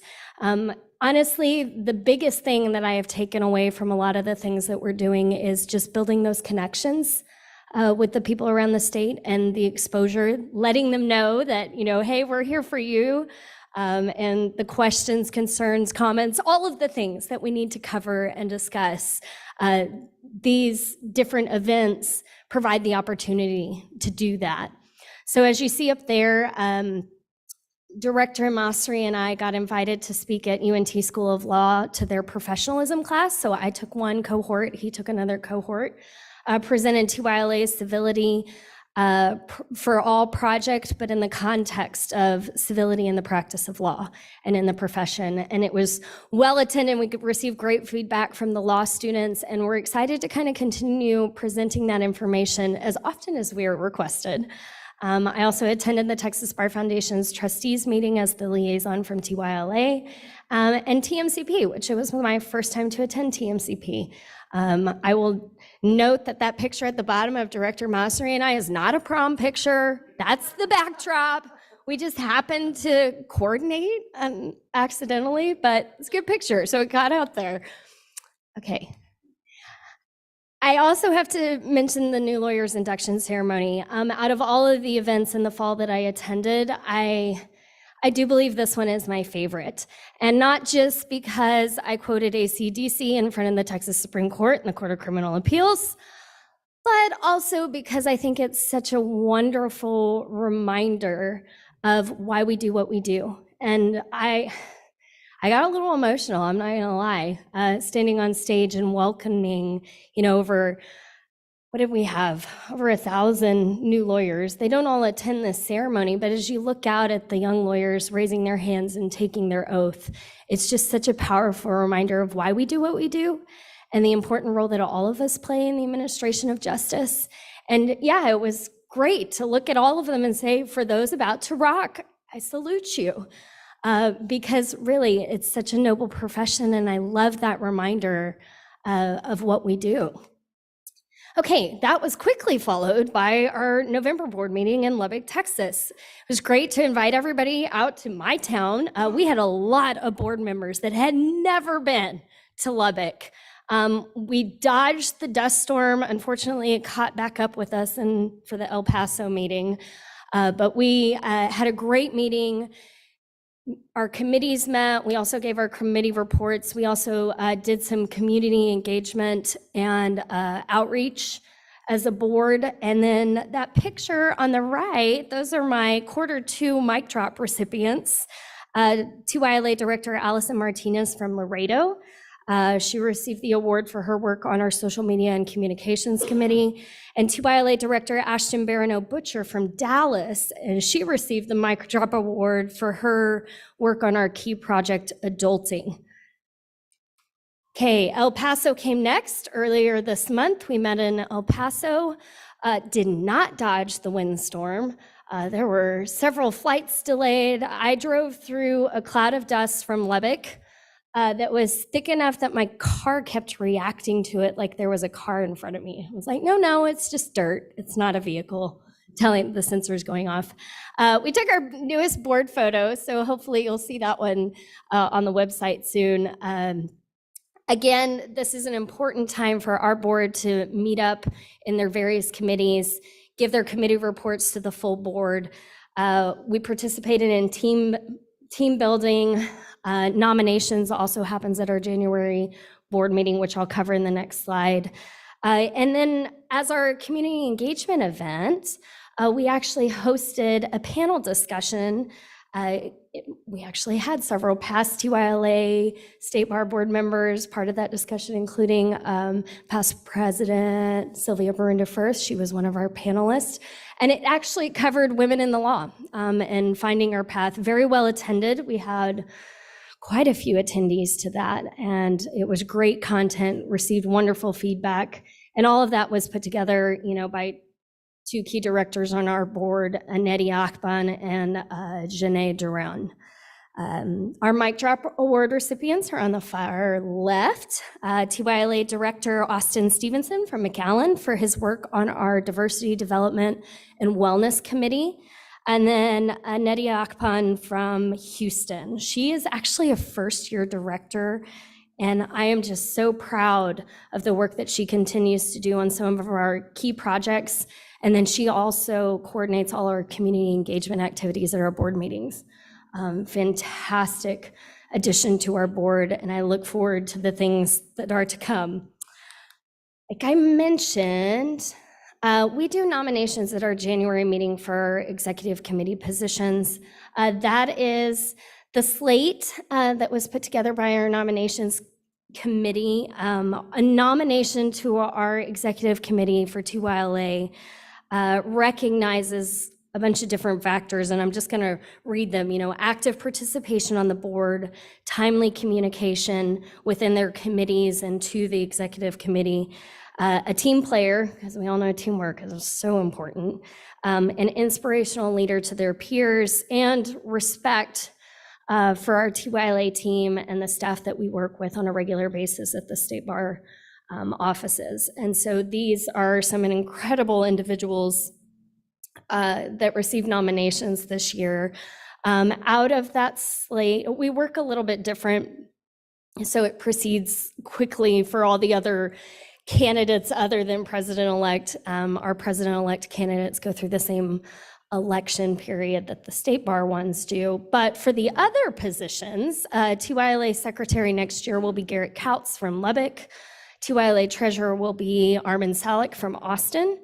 TYLA Vice President will be Ashton Barano-Butcher from Dallas, and TYLA Chair-elect will be Dave Hagan from Longview. And so I just want to say, congratulations to those, and thank our past TYLA presidents and chairs for assisting in that entire nominations process. They really truly invest in the future of TYLA, and ultimately I think it's the future of the State Bar. And so these kind of decisions that they make, we really value their input and their wisdom in that process.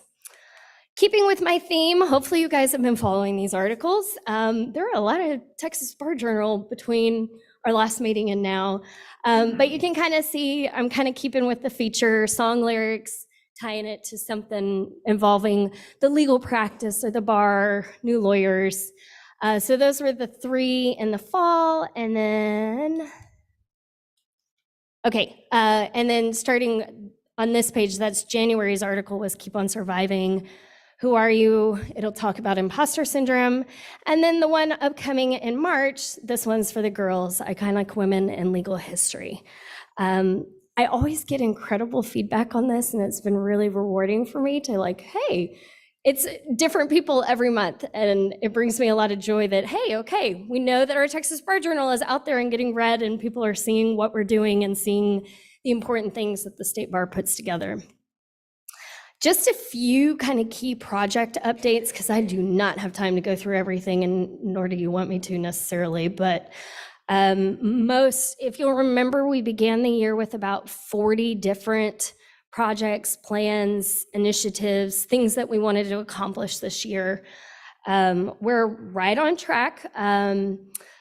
Spent a lot of time after our January board meeting just checking in with committees and the projects that they have. Included in your board materials is the new project management sheet that I've put together so you guys can kind of track where different projects are at. Most projects, like I said, are right on schedule. With the additional State Bar review process in place, it's taken some adjustments, but I'm really proud to be working with the staff over at the State Bar and Chris Ritter and Lowell Brown for all their help in that review process. And I like to say it's like, no, I'll be the president that sets it up and lays a good foundation for Director Mosry to just carry into the future. So you may not see as much social media activity from us as we're trying to get up to speed, but I promise it'll be coming because our focus has been in other areas, namely our projects and getting things approved or updated as necessary. Also provided in materials are our Q2, Q3 local affiliates highlight sheets. Those are the ones that we send out to all of our local bar associations that have young lawyers as an update of what we're doing, what we're working on. And it's just another point of communication with our membership on how we can help them and also what are we doing. These three things that I have on this slide, NTC, I have a video for you guys today. NTC, that's our national trial competition. Our regionals will be going on next month. Finals will be held the first week in April. We are going to be needing volunteer judges for the national trial competition. It's hosted in Houston this year, so please, please, please, if you have contacts in Houston that are available, even if it's just one round, this competition has over 1,000 law students compete in it every year, over 140 law schools, and so it's a great way to connect with the future of our bar. Member services, we've had incredible response to our efforts to rebuild some connections with our local bars. And those quarterly updates are one of them, but that's just one thing. And we're already planning for Bar Leaders Conference next year and kind of promoting it in an effort that we can make those connections stronger. Lastly on this slide is the Adulting Project. That's the project paid for grant funding through the Texas Bar Foundation. We're right on schedule, finished all of our filming and filming the videos. Website copy is in process right now. I'm excited that that'll probably be releasing sometime at the end of February. Okay. Yay, it worked. Association National Mock Trial Competition. We call it the National Trial Competition. This is the ultimate trial competition in the United States for law students. It is really the only time in the law school experience where students who want to eventually become trial lawyers to actually practice that craft. The American College of Trial Lawyers developed this competition to have a higher level of training, to produce elite advocates from every law school, and of course, whether they win, lose, or draw when they graduate, they're going to be very, very good trial lawyers in life. It's only really like that aggressive competition in the first half and then in the second half and between recesses and outside of actual competition, it's very cordial. Everybody gets along really well. There's other competitions that are invitation only. We invite everybody. Who will then go on to be trial lawyers in the jurisdiction in which they live. So yes, be looking for announcements for judges in Houston. Please see if you can fit in around or you know somebody that can fit in around. And if you need more information, talk to me or pull up our website. Lastly, as of our board meeting, so at the beginning of January, the board has expended almost 2,500 volunteer hours towards TYLA projects, programs, and initiatives. So again, do the math based on a billable hourly rate. Even if we go on the low end, that's a considerable amount of money, time that my TYLA board puts into furthering the mission of the State Bar of Texas and the purpose of TYLA. And I'm so proud of that number because that shows you how hard they work to promote the practice of law and just enhance the role of the legal profession and what we're doing in administering justice across Texas. So please review your written materials. I'm always available. Honestly, most of you probably have my cell phone by now, but if you have questions, ideas, offers to help, encouragement, all along the way, I'd love to hear from you. Thank you again for your continued support of TYLA. We really couldn't do it without you. So, Madam Chair, that concludes my report. Thank you, President Pratt. Any comments or questions? All right, since we already got our report from the Supreme Court of Texas, we're moving on to item 24B, report from the Court of Criminal Appeals. We're joined by Judge McClure. Thank you very much.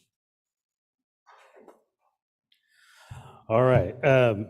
So we're sort of in the middle of our term right now.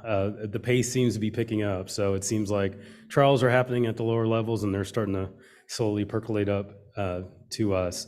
We've sort of been in the memorial service business lately. On Monday, we had a memorial service for one of our former judges, Pete Benavides, who was a judge in our court in the early 90s. He's probably most known, though, for when President Clinton was in office, he was put on the Fifth Circuit, and he served there for quite a while, so we had a service for him. We have a service in April for our former presiding judge, Michael McCormick. Little known trivia fact, since 1971, our court has only had 3 presiding judges, so we've been a pretty stable court there. So a couple of things I've done, I went out to Amarillo, to the Amarillo Bar Association in October and spoke to them. One thing I'm really proud of that I've done recently is in December, myself and Judge Michelle Slaughter, who's also on our court, participated in the Baylor Law School Criminal Law Boot Camp, which is an amazing program. And it's basically a weekend, it's from Friday to Sunday, and it's basically to either cater to those students who are interested in criminal law or generate interest in those who may be on the fence about criminal law. Many of you may know, some of you may not know, we are starting to see a shortage of criminal law practitioners in this state, especially in rural areas. It is becoming increasingly difficult to find representation for criminal defendants in rural areas. Lots of different entities are working on that, and I'm hoping that the efforts like Baylor Law Boot Camp are something that can generate criminal law practitioners going forward. Couple of things coming up. I'm going to speak, I'll say that for a minute. We're going to have an oral argument in Dallas at the Belo Mansion on April 11th. We normally hear oral arguments on a Wednesday, but that is a Thursday. So Thursday, April 11th, if you're in Dallas, please come by. We are very user-friendly. Hopefully I demonstrate that. So please come by the Belo Mansion and watch us do oral argument. And then on February 29th in Galveston, Leadership State Bar of Texas will have their meeting. And Jennifer Reams once again fell and hit her head and decided to ask me to speak on leadership. And I don't feel qualified to do so, but I will do it again. I did it last year. It's fun to, as Director Pratt talked about, it's fun to see new lawyers and talk to them and remember what it was like when you were one of them. And so that leads me to the last thing I want to say. We talk a lot about a lot of big initiatives here. Those are very important, but as somebody once said to me, if you want to change the world, teach a kid how to read. So what I would say to you is if you want to change the legal profession, when some law student or young lawyer sends you some email out of the blue, respond to them. Earlier this week, I got a letter from I think she's in 10th or 11th grade. She lives in Kilgore. And she's writing an essay. There's a Barbara Jordan UIL essay competition, and she picked me as the subject. And I'm like, me? Why are you picking me? I am nobody. And what's funny is I read the directions for the essay competition. It said something like, pick somebody who is unrecognized or not very well known. And I thought, well, that certainly describes me in my court. So. We seem to only exist in Novembers of even-numbered years, and then we somehow disappear into the mist of time. But seriously, and my first thought when I read the letter was, I don't know. And then I said, you know what? She made the effort. And so when young lawyers or when law students make the effort, return their effort, because it probably took her a lot of courage to do that. Director Pratt had, the titles of some of her articles, and one of them was about imposter syndrome. I certainly suffer from imposter syndrome.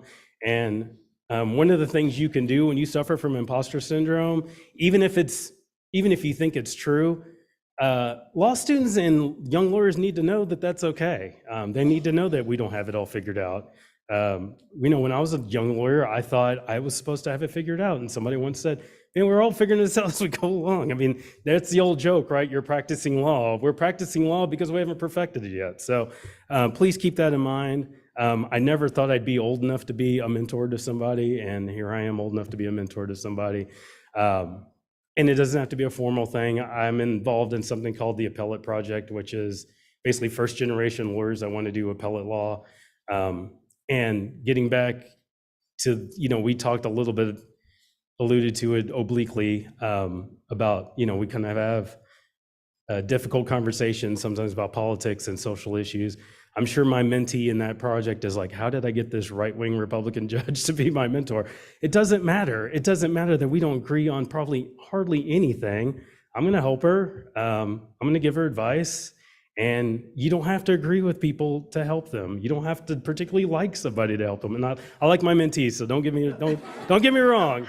I hope she likes me. But you don't have to be on the same page with everybody to help somebody. And you don't have to, you can have respectful conversations that end in disagreement, but find something to agree on. And in this case, with my mentee, we agree on she needs a job and she wants to be an appellate lawyer, and I'm going to help her. So just answer the call. When the call is made to you, even if you don't feel qualified, the fact that you don't feel qualified means you're qualified. So thank you for this time.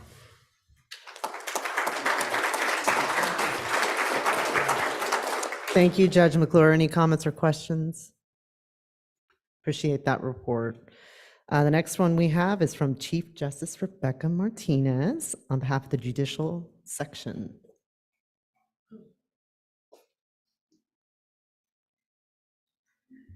Yes, I'm dropping this mic down. First off, thank you very much for the leadership of the State Bar of Texas. Yesterday, as was mentioned by either Cindy or Laura, the Hispanic Issue Section sponsored a presentation at St. Mary's Law School celebrating and commemorating the Hernandez v. State case. The panel included former Justice of the Supreme Court David Medina, Chief Justice Dori Contreras, and Justice Gina Benavides on the 13th Court. There are plans, and kudos to Chris Pineda, who led the charge in putting that together and will be a part of an effort to really, we're going to take that show on the road, Laura. We're actually going to want to reenact that argument. And two lawyers, Gus Garcia, who was talked a lot about yesterday, along with Chief Justice Carlos Cadena, who was the first Hispanic to serve as Chief Justice in Texas. Down the street on Market is the Justice Cadena Reeves Justice Center, where the Fourth Court of Appeals is housed. So our namesake and his family was present at the section, and I share that only to invite all of you. In fact, we will likely solicit both members of the bar who represent every corner of Texas and the law schools across the state, so that when we take this show on the road, it is an opportunity for both lawyers and judges to commemorate a mark in history. And as Laura said, it is the case that allowed to preserve the right of anyone of national origin, in that case, individuals of Mexican descent, to serve on juries. And Chief Justice Cadena was the chief for the longest, served on the Fourth Court for 25 years. So I'm very proud to be sitting in large shoes currently. The judicial section has been active, particularly following the legislative year and continuing on as the sessions continued into 4 special sessions. We are scheduled to have our annual retreat again here in San Antonio at the Omni on May 2nd and 3rd, and our next board meeting will be February 8th, which we've been doing on Zoom, and makes it very productive and efficient for us to do that with very, very busy judges. Our committees are continuing to be active, not just the legislative committee that's continuing to be headed by our chair, Judge Alfonso Charles. Our membership committee is updating its membership brochure so that we can continue our efforts that are increasing the numbers of our section across the state. We also are having very active, a lot of action with our tech and website committees. So we are now going to be providing a form bank available to members of the judiciary at every level, whether it's at JP or all the way up to the CCA and the Supremes. Well, not that they need forms, but the trial judges in large part, on whether they're a family law practitioner or a juvenile or criminal, they'll be having those available. And we make every effort to continue to inform the members of the judiciary on matters that are affecting them and what they do. Not just like the 15th Court of Appeals, the business court. San Antonio is actually going to house one, possibly two business courts here in San Antonio, because I know they're looking for real estate right now, and other subcommittees that continue to be active. Our regional conferences that are obviously hosted by the Texas Center for the Judiciary, for which I serve also as a liaison, are upcoming in April and May in Houston. So we look forward to being in Houston at that time. And we're addressing issues including even just random issues like, do we have a seat on the section for a member of the business courts? And so we're going to be deciding those issues, and we'll let you know. Thanks to the board that have already approved our recent amendments to bylaws that happened the last board meeting. And I hope that you are enjoying my backyard here in San Antonio. It has been really raining this last week, so y'all brought the really nice weather today. So if you get a chance to go down the river, I can enjoy some of the things. We've got probably 4 or 5 new rooftop bars just in the downtown area within walking distance. So enjoy. And for those who can return back in April, we have our regular annual fiesta, and I know many of you come down to enjoy that. Hope you can make yourselves available to come down. And again, I just want to go back to your leadership here at the State Bar has been able. Being your presence there really was an impact. I know the dean of the law school said this is cool that we have the president and we had a lot of people there in the front row supporting their efforts, and the law students. It made an impact on the law students. So thank you very much for your leadership. And that's my report. Thank you so much, Chief Justice Martinez. Any comments or questions? Okay, we'll hear now from our federal judicial liaison, Judge Pulliam.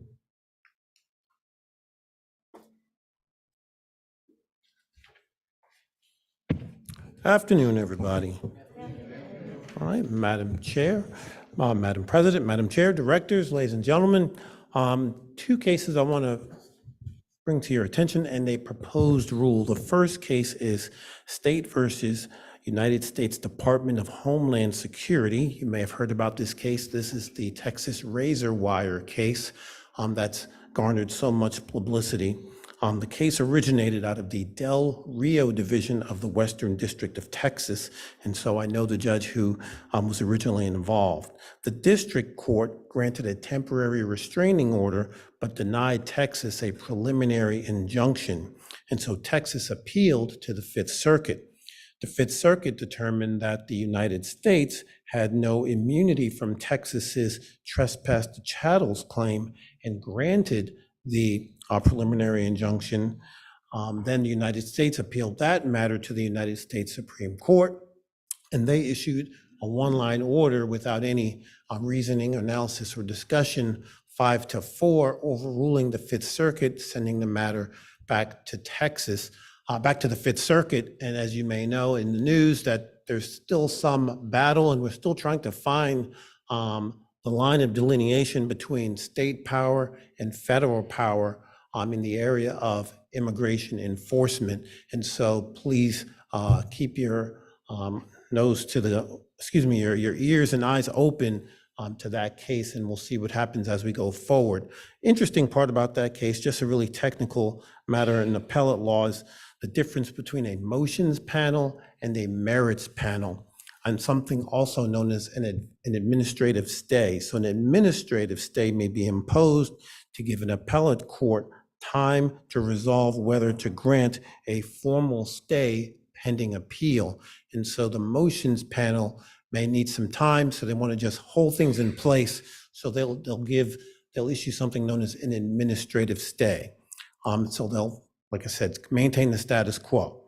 Motions panels address only the issues necessary to rule on the motion to stay pending appeal, and their determinations are not binding on the merits panel. So you can have a published opinion by the Fifth Circuit that's not binding because it was issued by the motions panel, and then you'll have an ultimate merits panel determination that will be issued later. But the merits panel is not bound by the decision of the motions panel, and it has no precedential value. The second case is United States versus Abbott, and actually I have a cite for that one if you want to read it. It's 87 F 4th 616, and it's a 2023 case.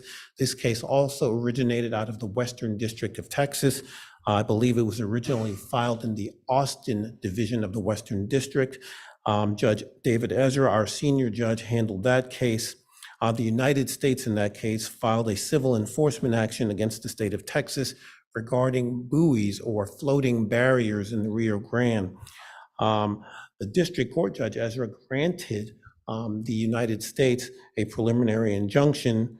The Fifth Circuit again issued an administrative stay while it took up the matter. It ultimately affirmed Judge Ezra in his decision to grant the United States a preliminary injunction. A few quick matters here. I know we've been long in the day. The suit was really about the Rivers and Harbors Appropriation Act of 1889. I'm sure we've all read that. But central to the court's determination was this issue of navigability. So there were two provisions. There's Section 10 of the RHA. I'll try to read it briefly here. It's the creation of any obstruction not affirmatively authorized by Congress to the navigable capacity of any waters of the United States is prohibited, and it shall not be lawful to build or commence the building of any wharf, pier, dolphin, boom, weir, breakwater, bulkhead, jetty, or other structures in any navigable river of the United States. And then in the CFRs, the term navigability is also defined. It's those waters that are subject to the ebb and flow of the tide and or are presently used or have been used in the past or may be susceptible for use to transport interstate or foreign commerce. And so Judge Ezra determined that based on the historical materials presented to him, that the portion of the Rio Grande where the buoys were placed were navigable waters and issued a preliminary injunction. This particular case is going to go en banc, and I think it's set for hearing, I think, in May. So we'll have to follow this case as well. I don't know what it means when the court decides to take a matter en banc, but I know that there's some serious discussion that's going to take place. Last item is a proposed rule regarding artificial intelligence. It's proposed rule 32.3. The proposed rule 32.3 adds a sentence to the certificate of compliance required for any Fifth Circuit filing. And this is from an article here, I think from Bloomberg from January 2nd, 2024. Counsel would represent that no generative artificial intelligence program was used in drafting the document presented for filing, or to the extent that such program was used, all generated text, including all citations and legal analysis, has been reviewed for accuracy and approved by a human. So be mindful that there may be a new certification requirement for Fifth Circuit filings.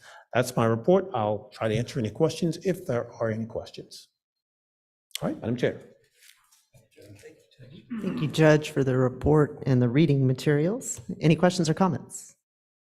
Okay, that is actually going to take us to item 25 because we do not have a report from the out-of-state lawyer liaison. So item 25 is a report from our General Counsel, Ross Fisher.